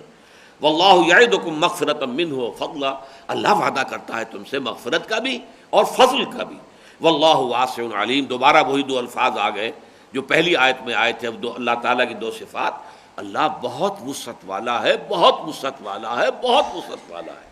اس کے خزانے اتھاہ ہیں، نا پیدا کنار ہیں، بے انتہا ہیں، اور وہ ہر شے کا جاننے والا ہے، ہر شخص کے ہر عمل کا حساب اس کے ہاں موجود ہے۔ اس کے کمپیوٹر جو ہیں وہ بڑے جوائنٹ کمپیوٹر ہیں، بہت سپر کمپیوٹرز ہیں اس کے ہاں، کہ ایک بٹن دبے گا اور آپ کا پورا زندگی کا اعمال نامہ آپ کے سامنے ہوگا، بلکہ فلم چلے گی، آپ خود کرتے ہوئے دیکھ لیں گے کہ میں نے اس وقت یہ کام کیا تھا۔ وہ فلم تو تیار ہو رہی ہے اللہ کے ہاں۔ آج تو ظاہر بات ہے کہ یہ چیزیں ہماری سمجھ میں بھی آتی ہیں، آج سے کچھ عرصے پہلے تک تو یہ کل کا کل ایمان بالغیب تھا، اب اس میں ایمان بالغیب کا حصہ کم ہوتا جا رہا ہے، اس لیے کہ اب تو چیزیں سمجھ میں آ رہی ہیں۔ بٹن کے سائز کے ٹیپ ریکارڈر موجود ہیں، آپ گفتگو کر رہے ہیں اور آپ کے ساتھ گمان بھی نہیں ہے کہ آپ کی گفتگو ریکارڈ ہو رہی ہے، جو آپ کا مخاطب ہے آپ سمجھ رہے ہیں بٹن لگا ہوا، بٹن نہیں ہو تو ٹیپ ریکارڈر ہے اس کا، اور اس کے اندر آپ کی گفتگو پوری ریکارڈ ہو رہی ہے۔ آپ کا کیمرہ ہے، منیچر کیمرہ لگا ہوا ہے، اور آپ کی ہر حرکت جو ہے وہ اس کی تصویر، اس کی فلم تیار ہو رہی ہے۔ وہ تو پھر ایک بٹن دبائیں گے، جیسے کمپیوٹر کا بٹن آپ دباتے ہیں اور ساری تصویر سامنے ہے، اور اسی طریقے سے ہوگا وہاں۔ اسی لیے تو پھر جیسے سورہ کہف میں نقشہ کھینچا گیا ہے کہ کفار پکار اٹھیں گے، ما لہذا الکتاب لا یغادر صغیرۃ ولا کبیرۃ الا احصاها، یہ کیسا اعمال نامہ ہے، اس نے تو چھوٹی سے چھوٹی مائنیوٹس ڈیٹیلز کو بھی اومٹ نہیں کیا ہے، ہر شے اس کے اندر موجود ہے۔ اس لیے حیران ہو جائیں گے، اس لیے کہ قرآن مجید میں آیا ہے ایک مقام پر، یہ سورہ حامیم سجدہ میں، کہ وہاں کہا جائے گا تمہارا خیال تھا کہ جو کچھ تم کرتے اس کا اکثر حصہ تو اللہ کے علم میں ہے ہی نہیں، تم تو یہ سمجھتے تھے۔ اور یہ چیز ہمارے ہاں ایک بہت بڑا فلسفہ جو ہے، مشائین جو کہلاتے ہیں، ارسطو کے جو ماننے والے ہیں، اور ہمارے متکلمین جو ہیں وہ اکثر و بیشتر مشائین ہیں، ارسطو کے شاگرد ہیں۔ ان کا ارسطو کے نزدیک اللہ تعالیٰ عالم بالکلیات ہے، عالم بالجزیات نہیں ہے۔ کلیات، بڑے بڑے اصول، بڑی بڑی چیزیں اللہ کے علم میں ہیں، یہ جزیات چھوٹی چھوٹی یہ اللہ کے علم میں نہیں ہے۔ اب بڑے بڑے فلسفیوں کا یہ قول اگر ہو موجود تو آپ اس سے اندازہ کیجئے عام آدمی کے دل میں تو کیا پتہ، اللہ تعالیٰ اپنے مگن میں ہوگا، کہیں اپنی دھن میں ہوگا، کہاں وہ میری طرف متوجہ ہوگا کہ میری ہر حرکت جو ہے اس کو نوٹ کر رہا ہو۔ لیکن قرآن تو یہ کہتا ہے کہ ایک دانہ بھی گرتا ہے کسی درخت سے، کوئی بیج اور زمین کے اندر، وہ بھی اللہ کے علم میں، ولا حبۃ، ایک دانہ بھی اللہ کے علم میں، پتا تک نہیں جنبش کھاتا مگر اللہ کے علم میں۔ اس حوالے سے اللہ کا علم جو ہے، واللہ واسع علیم، یؤتی الحکمت من یشاء ومن یؤت الحکمت فقد اوتی خیرا کثیرا۔ یہ آیت جو اس ذکر میں آئی ہے تقریباً درمیان میں، یہ ساری بحث تو ہے صدقات، خیرات، انفاق، اللہ کی راہ میں خرچ کرنا، اللہ کے دین کے لیے لگانا، اس کا مقام و مرتبہ، اور اس میں اگر ریاکاری ہے تو اس کی کیا حیثیت ہے۔ لیکن یہاں جو حکمت کا لفظ اس دوران میں آیا ہے، اس سے تعلق یہ معلوم ہوتا ہے کہ اصل میں حکمت جسے ہم کہتے ہیں اس کا اصل منبع اور سرچشمہ جو ہے وہ سخاوت ہے۔ اگر انسان مال خرچ کر سکتا ہے اللہ کی رضا جوئی کے لیے تو حکمت سے اسے حصہ ملے گا، ورنہ نہیں۔ اندر جو عقل، باطنی بصیرت جسے کہتے ہیں، یؤتی الحکمت من یشاء، اللہ تعالیٰ حکمت عطا فرماتا ہے جس کو چاہتا ہے، ومن یؤت الحکمت فقد اوتی خیرا کثیرا، اور جسے حکمت عطا ہو گئی اسے تو بہت بڑا خیر عطا ہو گیا۔ یہ حکمت جو ہے، یہ حکمت یوں سمجھیے کہ بڑی حکمت دین بھی ہے، حکمت کلی، پھر حکمت جزئی بھی ہے۔ ہر عمل کی جو حکمت ہے، اس کے پیچھے جو حکمت ہے، اس کے پیچھے جو مقصد کار فرما ہے، اس کی جو اصل روح ہے، پھر کون سا عمل جو ہے وہ مقدم ہے، کون سا مؤخر ہے، کون سا اساسی ہے، کون سا ثانوی درجے کا ہے، ان ساری چیزوں کا بھی یہ بھی حکمت ہی کے اجزاء ہیں۔ حکمت کلی یعنی حکمت ایمانی، چند خوانی حکمت یونانیہ۔ مولانا روم کہتے ہیں کب تک پڑھتے رہو گے یونانیوں ہی کا فلسفہ اور یونانیوں کے حکمت، حکمت ایمانی راہم بخان، کبھی ایمان والی حکمت جو ہے اس کو بھی سمجھو، اس کو پڑھو، قرآن کی حکمت کو سمجھو۔ تم یہ جو یونانیوں کی، چاہے وہ ارسطو کی ہے یا افلاطون کی ہے، یہ دو حکمتیں ہیں دنیا میں وہی چل رہی ہیں، یا صوفی منش لوگ ہیں تو وہ افلاطون کی حکمت کے قائل ہیں، اور یا اگر متکلمین ہیں تو وہ ارسطو کی حکمت کے قائل ہیں۔ چند خوانی حکمت یونانیہ، حکمت ایمانیہ راہم بخاں، کبھی ذرا ایمان والی حکمت پر بھی غور کرو، اسے بھی پڑھو اور سمجھو۔ تو یہ حکمت جو حاصل ہوتی ہے، حکمت ایمانیہ، یہ در حقیقت مال کے خرچ کرنے سے، جیسے مقام صدیقیت کے ضمن میں میں نے ضمناً آج عرض کر دیا تھا، سورۃ اللیل یہ سورۃ صدیقی ہے، مقام صدیقیت کے لیے وہ سورہ مبارکہ ہے، اور یہ اصل میں امام رازی کے الفاظ ہیں۔ سورۃ الضحیٰ سورۃ محمد صلی اللہ علیہ وسلم، اس کے بعد آتی ہے سورۃ الضحیٰ، یہ ہے حضور کی صورت، بس سورۃ اللیل سورۃ الصدیق، یہ صدیق اکبر کی صورت ہے، اور صدیقیت کا مقام اس میں سامنے آتا ہے، اور اس کی بھی اصل بات کیا ہے؟ فَأَمَّا مَنْ أَعْطَىٰ وَاتَّقَىٰ وَصَدَّقَ بِالْحُسْنَىٰ، جس میں عطا کا مادہ موجود ہے، جود و سخا کا مادہ موجود ہے، جو دیتا ہے اپنا مال خرچ کرتا ہے، الذی یؤتی مالہ یتزکیٰ، آخر میں پھر اس صورت کے اندر فرمایا جو اپنا مال خرچ کرتا ہے تزکیہ کے حصول کے لیے، اور اس کی مکمل ترین مثال جو ہے وہ حضرت ابو بکر صدیق ہیں، جو الصدیق الاکبر ہیں رضی اللہ تعالی عنہ، اس میں کسی شک و شبہ کی گنجائش نہیں، سب سے بڑے صدیق، تمام انبیاء کے بعد پوری نوع انسانی میں افضل ترین شخصیت ابو بکر صدیق کی ہے رضی اللہ تعالی عنہ، تمام انبیاء کے بعد، انبیاء کا اپنا کاڈر ہے، انبیاء اور رسل، اس کے بعد ہر نبی کے صدیق بھی ہے، لیکن تمام صدیقین میں، جیسے کہ تمام انبیاء اور رسل میں حضور کا مقام و مرتبہ سب سے بلند ہے، ایسے جملہ صدیقین جو بھی انسانی نسل کے اندر آدم کی نسل میں ہوں گے تا قیام قیامت، اور جو ہوئے ہیں آج تک، ان کے بھی سردار جو ہے وہ حضرت ابو بکر ہے۔ یؤتی الحکمت من یشاء ومن یؤت الحکمت فقد اوتی خیرا کثیرا وما یذکر الا اولو الالباب، لیکن نصیحت اخذ تو وہی کرتے ہیں جو ہوش مند ہوتے ہیں، عقل مند ہوتے ہیں۔ اس پر ہماری گفتگو ہوا کرتی ہے، جو منتخب نصاب میں حصہ دوم کا جو سبق ہے سورہ آل عمران کے آخری رکوع پر، اولو الالباب کون ہوتے ہیں؟ لب کہتے ہیں کسی شے کے خلاصے کو، کسی شے کا اصل خلاصہ، کسی شے کی جو اصل روح ہے، تو انسان کی اصل شے ہے اس کا شعور، اس کی ہوش، اس کا عقل، اس کے اندر تعقل اور تفہم کا مادہ۔ تو وہ لوگ جو ہوش مند ہیں، وہ لوگ کہ جو عقل سے کام لینے والے، الذین یعقلون، وہ ہے اولو الالباب۔ تو حکمت کے لیے دو چیزیں ضروری ہو گئی، ایک تو یہ کہ انسان کی عقل جو ہے وہ بیدار ہو، چوکس ہو، اور دوسرے یہ کہ اس کے اندر اخلاقی طور پر سخاوت اور جود اور اعطاء کا مادہ موجود ہو۔ یہ دو چیزیں جمع ہو کر صدیقیت کے مقام دو سے مرکب ہوتا ہے مقام صدیقی۔ فَأَمَّا مَنْ أَعْطَىٰ وَاتَّقَىٰ وَصَدَّقَ بِالْحُسْنَىٰ فَسَنُيَسِّرُهُ لِلْيُسْرَىٰ وَمَا أَنفَقْتُم مِّن نَّفَقَةٍ أَوْ نَذَرْتُم مِّن نَّذْرٍ فَإِنَّ اللَّهَ يَعْلَمُهُ، اور جو بھی تم خرچ کرتے ہو، جو بھی خرچ اللہ کی راہ میں کرتے ہو، اور یا جو بھی نظر تم مانتے ہو، کوئی منت مانتے ہو، یہ بھی ایک طریقہ ہے، اگرچہ یہ کوئی اچھا طریقہ نہیں ہے کہ اللہ میرا فلاں کام کر دے تو میں یہ کروں گا، اور اس میں یہ بھی آدمی کرتا ہے میں 100 نفل پڑھوں گا، یا یہ کہ یہ میں اتنی خیرات کر دوں گا، یا یہ نیک کام کروں گا۔ ٹھیک ہے، اللہ تعالیٰ کے ساتھ ایسی سوداگری کرنی نہیں چاہیے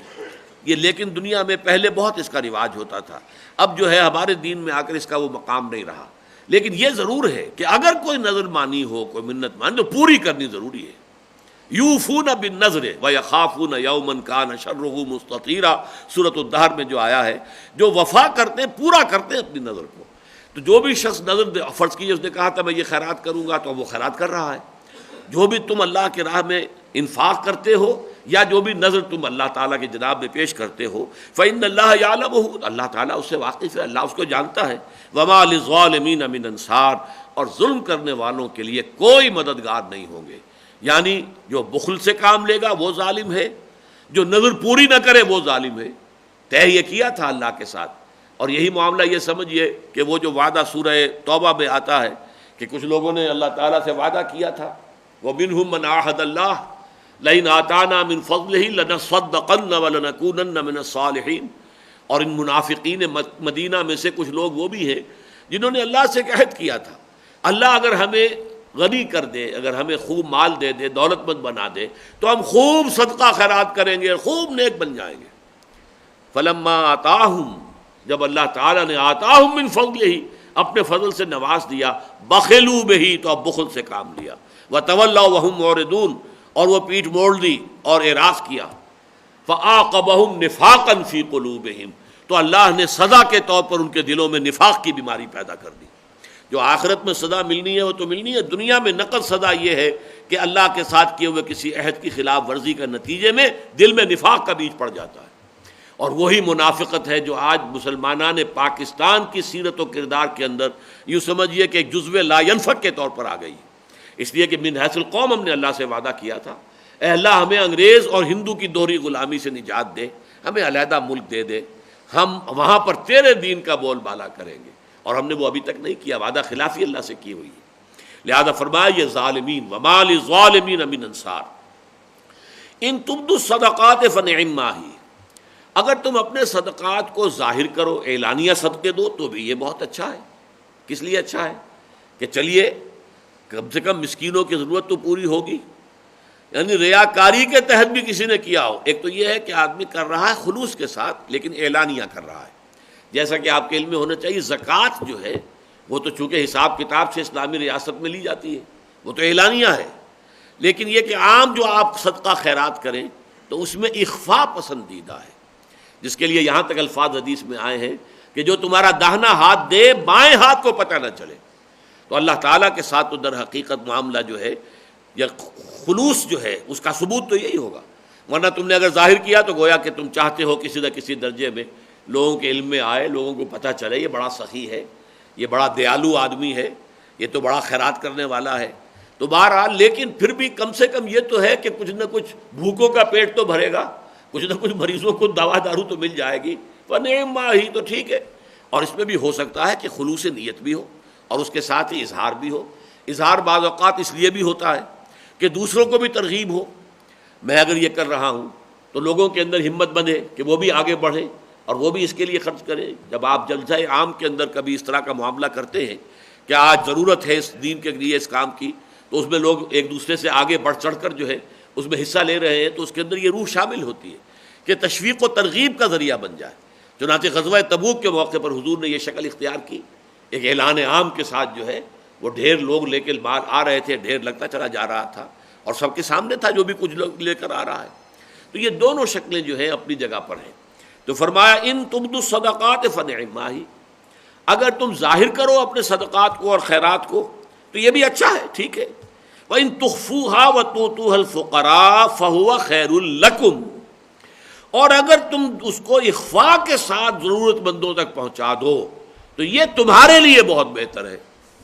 یعنی اس میں ریاکاری کا کوئی شائبہ ہی نہیں رہے گا، ریاکاری کا امکان ہی نہیں رہے گا، نہیں ہوگا کہ شیطان تمہارے دل کے اندر وہ بات ڈال سکے، اس لیے کہ آپ نے تخفوہا اخفاء کے ساتھ چھپا کر وتؤتوها الفقراء، جو محتاج ہے جو ضرورت مند ہے اس تک آپ نے وہ پہنچا دیا اپنا مال اخفاء کے ساتھ خفیہ طور پر، تو فہو خیر لکم، یہ تمہارے حق میں بہتر ہے، یعنی وہ فقراء کے لیے بہتر تھا۔ تم نے اگر دیا اعلانیہ تو چلو لوگوں کی بھوک تو مٹی ہے، لوگوں کی ضرورتیں تو پوری ہوئی ہیں نا کچھ فائدہ تو ہو گیا۔ فنعما ہی ان تبدوا الصدقات فنعما ہی وان تخفوها وتؤتوها الفقراء فهو خیر لکم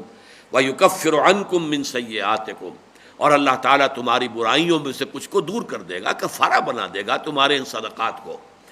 واللہ بما تعملون خبیر، اور جو کچھ تم کر رہے ہو اللہ اس سے باخبر ہے۔ یہ نہ سمجھنا جب تک کہ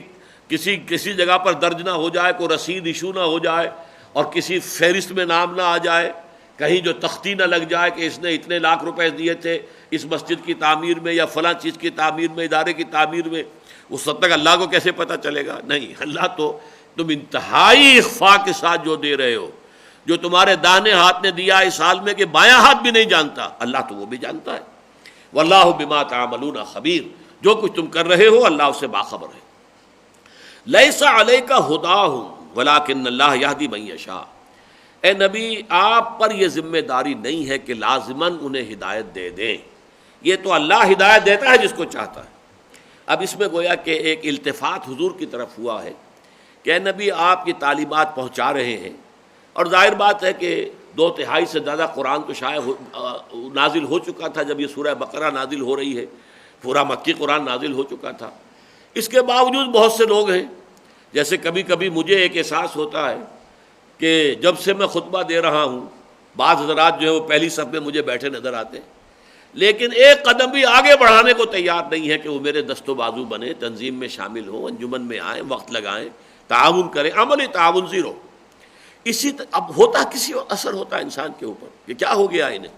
تو ایسے ہی حضور پر بھی کبھی کبھی طبیعت کے اوپر یہ کیفیت آتی تھی کہ یہ اتنی صاف باتیں، اتنی واضح باتیں، اللہ کی آیات میں پڑھ کر سنا رہا ہوں،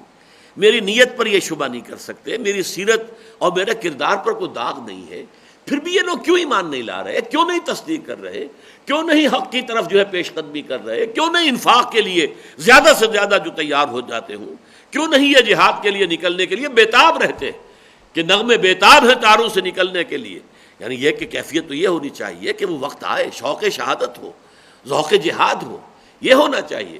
تو لیکن یہ اس طرح کی کیفیات میں یہ آیات آتی ہیں آپ کی دل جوئی کے لیے. لیسا علیک ھداھم، اے نبی آپ کے ذمے، آپ پر ذمہ داری نہیں ہے کہ آپ انہیں ہدایت ضرور دے دیں، ان کے دلوں میں اتار دیں ہدایت کو. ولکن اللہ یہدی من یشاء، اور اللہ تعالیٰ تو ہدایت تو وہ دیتا ہے جس کو چاہتا ہے، اس کا اپنا چوائس ہے، وہ جانتا ہے کس کے دل میں طلب ہے کس کے دل میں نہیں ہے، کون اس کا اہل ہے کون نہیں ہے، لہذا وہ اگر دیتا ہے تو اس کی طلب اور اس کی اہلیت کی بنیاد پر. وما تنفقوا من خیر فلانفسکم، اور دیکھو اب یہاں پہ التفات دوسری طرف ہو گیا، دیکھو مسلمانوں تم جو کچھ خرچ کرو گے تو اپنے بھلے کے لیے کرو گے. نبی تمہیں ترغیب دلا رہے ہیں، تمہیں جو ہے تشویق جو کر رہے ہیں، شوق دلا رہے ہیں، لیکن ظاہر بات ہے وما تنفقوا من خیر فلانفسکم، جو کچھ تم خرچ کرو گے وہ نبی کے لیے نہیں ہوگا. نبی نے کوئی اس کو اپنے گھر میں جمع نہیں کر لینا ہے، کوئی اس سے اپنی جائیداد نہیں بنانی ہے، کوئی اس سے جو ہے اپنی اولاد کے لیے چھوڑ کر نہیں دنیا سے جانا ہے، وہ تم اپنے لیے کر رہے ہو، اللہ کے دین کے لیے کر رہے ہو اور آخرت کے لیے کر رہے ہو. وما تنفقون الا ابتغاء وجه اللہ، یہ وما تنفقون فعلاً ظاہراً تو مضارع ہے، یہ فعل مضارع، لیکن اصل میں یہاں پہ قرآن مجید میں بہت سے مقامات پر آپ کو مثال مل جائے گی فعل مضارع آتا ہے فعل امر یا نہیں کے معنی میں. جیسے سورہ صف میں ہے یا ایھا الذین آمنوا هل ادلکم علی تجارۃ تنجیکم من عذاب الیم تؤمنون باللہ ورسولہ وتجاہدون فی سبیل اللہ. اب یہاں فعل امر ہے، یہ ایمان لاؤ اللہ پر، اس کے رسول پر، جیسے کہ ایمان لانے کا حق ہے، اور جہاد کرو اللہ کی راہ میں، اور اس میں کھپاؤ اپنے مال بھی اور اپنی جانیں بھی. اسی طرح وما تنفقون، نہیں خرچ کرو گے تم. اور آپ نے دیکھا انگریزی میں بھی ایسا ہوتا ہے کہ کسی وقت زوردار جو ہے حکم دینے کے you will not do it. اب you will not do it یہ تو مستقبل کا فیوچر ٹینس ہوا، تم یہ کام نہیں کرو گے، یہ تو گویا کہ خبریہ کلام ہو گیا. نہیں، you will not do it, تم ہرگز نہیں کرو گے، یہ نہیں کر سکتے ہو، تمہیں کرنے کی اجازت نہیں ہے. اس معنی میں یہ لفظ آیا یہاں پر. جنہوں نے یہ بات نہیں سمجھی ہے تو انہیں بڑی لمبی چوڑی تعویلیں کرنی پڑی ہیں. وما تنفقون الا ابتغاء وجه اللہ، نہیں خرچ کرو گے مگر اللہ کی رضا جوئی کے لیے. یہ دیکھ لو اپنی نیتوں کو خالص کرو، غریبانوں میں جھانکو، تمہارے لیے اگر کوئی اجر و ثواب ہے تو اسی شکل میں کہ اللہ تعالیٰ کی رضا کے سوا کوئی شے تمہارے پیش نظر نہ ہو. وما تنفقوا من خیر یوفى الیکم، اب یہ ما جو ہے یہ دوسرا ما ہے. وما تنفقوا من خیر، جو بھی کچھ تم خرچ کرو گے خیر میں سے، بھلائی میں سے، دولت میں سے، مال میں سے، یوفى الیکم وانتم لا تظلمون، وہ تمہیں پورا پورا لوٹا دیا جائے گا اور تم پر کوئی ظلم نہیں ہوگا، کوئی حق تلفی نہیں ہوگی، کوئی اس میں کمی نہیں کی جائے گی، اللہ تعالیٰ کی طرف سے کوئی ظلم نہیں ہوگا. اب جو آخری آیت آ رہی ہے سلسلے میں یہ ہے در حقیقت یہاں آ کر یہ دونوں مدیں مل گئی ہیں. گویا کہ میں نے عرض کیا تھا دو مدیں ہیں، ایک محتاج انسانوں کو دینا، فقیر ہے، محتاج ہے، مسکین ہے، یتیم ہے، بیوہ ہے، بھوکا ہے، بیمار ہے، مسافر ہے، مقروض ہے. ایک مد یہ ہے صدقات، خیرات، زکوٰۃ کا بھی اصل مصرف یہی ہے. دوسری مد ہے اللہ کے دین کے لیے خرچ کرنا، اللہ کے دین کی نشر و اشاعت، اس کے پیغام اور اس کے دعوت کا عام کرنا، اور اللہ کے دین کو قائم کرنے کی جد و جہد. اور اس کے مختلف تقاضے ہوں گے مختلف اوقات میں. جب وہ معاملہ قتال کا آ جائے گا تو اسلحہ کی فراہمی ہے، اعدوا لہم ما استطعتم، اپنے امکانی حد تک جو ہے اسلحہ فراہم کر کے، قوت فراہم کر کے رکھو. ظاہر بات ہے اس کے لیے مال چاہیے. جیسے کہ میں نے ابھی آپ کو بتایا غزوہ تبوک پر جو بڑا کرٹیکل ٹائم تھا سیرت النبی میں، حضور نے اعلان عام کیا کہ جو کچھ کوئی شخص دے سکتا ہو لے آئے. ایک بیچارے صحابی جو ہیں جو بہت غریب تھے، مزدور تھے، اس کے سوا کچھ ممکن نہیں ہوا کہ رات بھر انہوں نے ایک یہودی کے باغ کے اندر جو ہے وہ پانی کھینچ کر کنویں سے اسے سیراب کیا، اور صبح انہیں کچھ کھجوریں ملیں. یہ تمہاری رات بھر کی اجرت ہے. آدھی گھر والوں کو دے آئے کہ دن بھر کا تمہارا راشن ہے یہ، اور آدھا باقی جو ہے وہ اللہ کے کے لیے لا کر جہاں حضور جو ہے وہ تشریف فرماتے رکھ دیا یہ میری طرف سے ہے. تو منافقین نے فقرے بھی چست کیے اس پر، لیکن حضور نے اس کا مقام یہ قرار دیا کہ پورے ڈھیر کے اوپر ان کھجوروں کو پھیلا دو، اس لیے کہ اس پورے ڈھیر سے یہ زیادہ بھاری ہیں اللہ تعالیٰ کی نگاہ میں. اس لیے کہ اللہ کی نگاہ میں تو اصل میں خلوص ہے کہ جس سے کسی شے کی قدر و قیمت کا تعین ہوتا ہے. اب یہ جو دو مدیں ہیں یہاں آ کر جڑ رہی ہیں. اللہ کے دین کی اقامت کی جد و جہد میں جو لوگ ہمہ تن ہمہ وقت لگ جائیں، ہمہ تن ہمہ وقت، اب اپنی معاشی ضرورتیں پوری کرنے کے لیے ان کے پاس وقت نہیں ہے، وہ گویا کہ اب ذاتی حیثیت میں محتاج ہو گئے. لیکن یہ محتاج اس طرح کا محتاج نہیں ہے، وہ سائل نہیں ہے کہ جا کر آپ سے مانگے سوال کرے. وہ تو گویا کہ جیسے حضور کا فقر جو تھا وہ اختیاری فقر تھا، یہ تو نہیں تھا کہ کوئی مجبوری کا فقر تھا حضور کو. جبکہ مدینے میں عام لوگوں کے لیے بھی اب خوشحالی آ گئی تھی، تو ظاہر بات ہے حضور بھی اگر چاہتے تو آپ اپنا جو ہے معیار زندگی بلند کر سکتے تھے کہ نہیں. آپ کا فقر، آپ نے تو اپنی ازواج مطہرات کا مطالبہ بھی ٹھکرا دیا، ایلا تک کی نوبت آ گئی. یہی تو کہا تھا انہوں نے کہ حضور اب تو عام لوگوں کے گھروں میں خوشحالی آ گئی ہے تو ہمارے بھی نان نفقہ جو ہے کچھ بڑھا دیا جائے. اپنی لخت جگر آئی ہے تو اس کی درخواست کو ٹھکرا دیا. ابا جان دیکھیے حضرت فاطمہ فرماتی ہے میرے یہ گٹے پڑ گئے ہیں، یہ جو میں آٹا پیستی ہوں چکی سے، اور یہ میرے کندھے کے اوپر بدھی پڑی ہوئی ہے کہ میں مشکیزہ لے کر آتی ہوں کنویں سے پانی کا تو اس کا نشان پڑ گیا ہے. تو اب کوئی غلام، کوئی کنیز مجھے عطا ہو جائے. اب تو عام مسلمانوں کے گھروں کے اندر بھی بڑی جو ہے فراوانی ہو گئی ہے. آپ نے فرمایا نہیں بیٹا یہ ہمارے لیے نہیں ہے، تمہیں میں اس سے بہت بہتر شے دیتا ہوں. ہر فرض نماز کے بعد 33 مرتبہ سبحان اللہ، 33 مرتبہ الحمدللہ، 33 یا 34 مرتبہ اللہ اکبر پڑھ لیا کرو. یہ تسبیح فاطمہ کہلاتی ہے. اور یہ ہے جو حضرت فاطمہ رضی اللہ تعالی عنہا کی اس درخواست کے جواب میں عطا ہوا ہے محمد الرسول اللہ صلی اللہ علیہ وسلم کی بارگاہ سے. اس لیے یہ اختیاری فقر تھا. اسی طریقے سے جو دین کی خدمت میں اس طرح لگ گیا ہو اور اب وہ محتاج ہے، یہ محتاج وہ محتاج نہیں ہے، یہ اختیاری احتیاج ہے اس کی کہ اس نے اپنی جو پرائرٹیز تھی وہ یہ ہے کہ اپنا بہترین وقت، اپنی بہترین صلاحیتیں، اپنی بہترین قوتیں جو ہیں وہ صرف وقف کرنی ہیں اللہ کے دین کے لیے. ایسے لوگوں کو ڈھونڈ ڈھونڈ کر تلاش کر کے ان کی ضروریات کو پوری کرنا، یہ گویا کہ انفاق فی سبیل اللہ کا سب سے اونچا درجہ ہے. لہذا یہ کلائمیکس ہے اس پوری بحث کا، للفقراء الذین احصروا فی سبیل اللہ. ان فقراء، محتاج تو ہیں وہ، لیکن یہ محتاج کون ہیں؟ جو کہ اللہ کی راہ میں گر گئے ہیں. احصروا، حصار، محصور ہو جانا، یعنی اقامت دین کی جد و جہد میں اس طریقے سے مشغول ہو گئے ہیں، محصور ہو گئے ہیں، اس طریقے سے گر گئے ہیں کہ لا یستطیعون ضربا فی الارض، اب وہ زمین میں چل پھر کر اپنی روزی حاصل کرنے کی پوزیشن میں نہیں رہے. ضربا فی الارض آتا ہے زمین میں چلنا پھرنا، آپ نے یہاں سے مال خریدا وہاں بیچ دیا، یہاں سے امپورٹ کیا وہ یہ ایکسپورٹ کیا، یہ ضربا فی الارض ہے. کوئی بھی صورت ہوتی ہے زمین کے اندر معاش کے حاصل کرنے کی، کھیتی باڑی ہے تو ظاہر بات ہے وہ تو ہے اس کے اندر محنت، لیکن کاروبار میں بھی محنت ہے، چلنا پھرنا ہے، آنا جانا ہے. تو لا یستطیعون ضربا فی الارض، تو وہ اب اس کی امکان ہی نہیں ہے ان کے لیے، وہ تو لگے ہوئے ہمہ تن ہمہ وقت. اس کی سب سے اہم مثال جو ہے اس وقت وہ اصحاب صفہ تھے. اصحاب صفہ نے اپنے آپ کو خالص کر لیا تھا حضور کی صحبت کے لیے، اس لیے کہ اب آپ کے پاس ہی رہیں گے ہر وقت، تاکہ جو بھی آپ فرما رہے ہیں، جو بھی فرمودات آپ کے ہیں وہ سب کے سب ہم یاد کرتے چلے جائیں، علم حاصل کریں. انہی میں سے پھر جب کسی طرف سے آتا تھا کہ آپ اپنے کچھ آدمی بھیجیے جو ہمیں آ کر دین سکھائیں، تو ان میں سے آپ بھیج دیتے تھے، جاؤ جا کر یہ کام کرو. لیکن یہ کہ یہ لوگ جو ہیں جا کر محنت نہیں کرتے تھے، کوئی معاش کی جد و جہد نہیں کرتے تھے. مدینے کے مسلمان ہیں جو بھی کچھ کسی نے بھیج دیا وہ انہوں نے کھا لیا، کئی وقت کے فاقے ہو جاتے تھے. حضرت ابو ہریرہ انہی میں سے ہے، اور وہ ایمان بھی سن 7 میں لائے ہیں، جس کے بعد یوں سمجھیے کہ جو غزوہ جو فتح خیبر ہے اس کے عین اس زمانے میں ایمان لائے. اس کے بعد تو عام مسلمانوں کے ہاں جو ہے کشادگی پیدا ہو گئی تھی، لیکن یہ تو اصحاب صفہ میں آ کے شامل ہو گئے. یہی وجہ ہے کہ سب سے زیادہ تعداد میں حدیثیں ان سے مروی ہیں.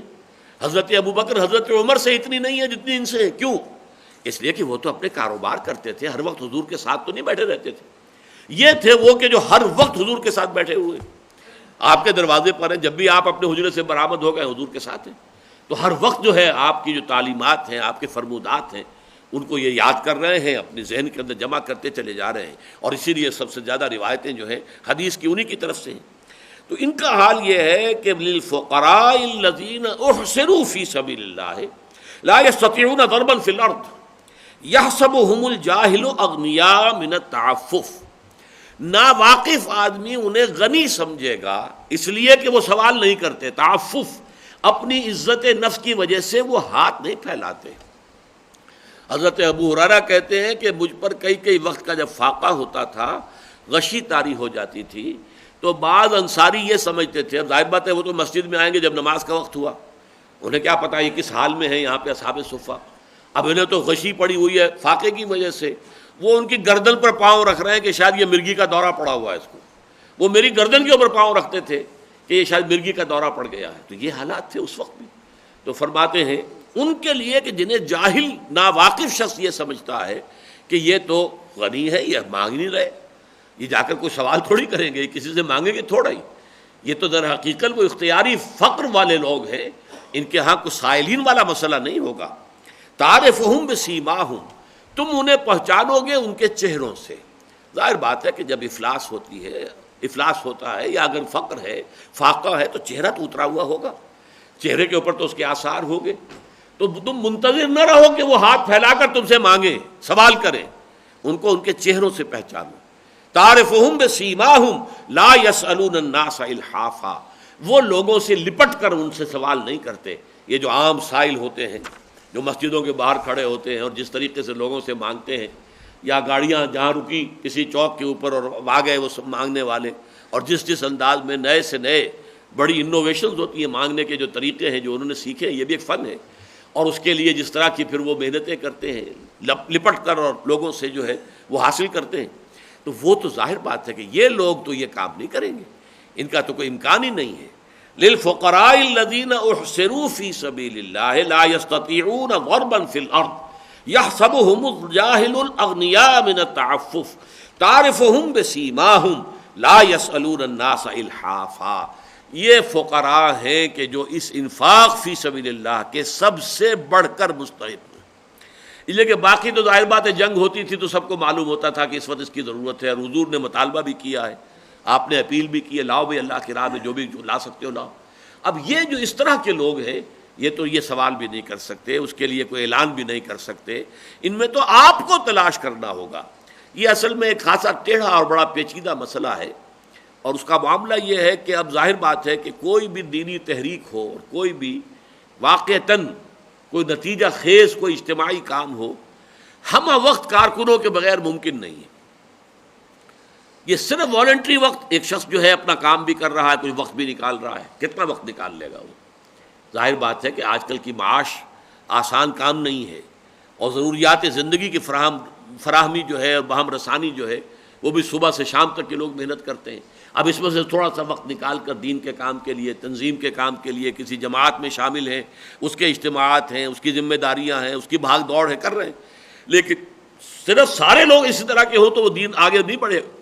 تنظیم کا کام یا جماعت کا کام۔ کچھ لوگ تو ایسے ہونے چاہیے جو ہمہ وقت ہو، ان کو اپنی معاش کی جو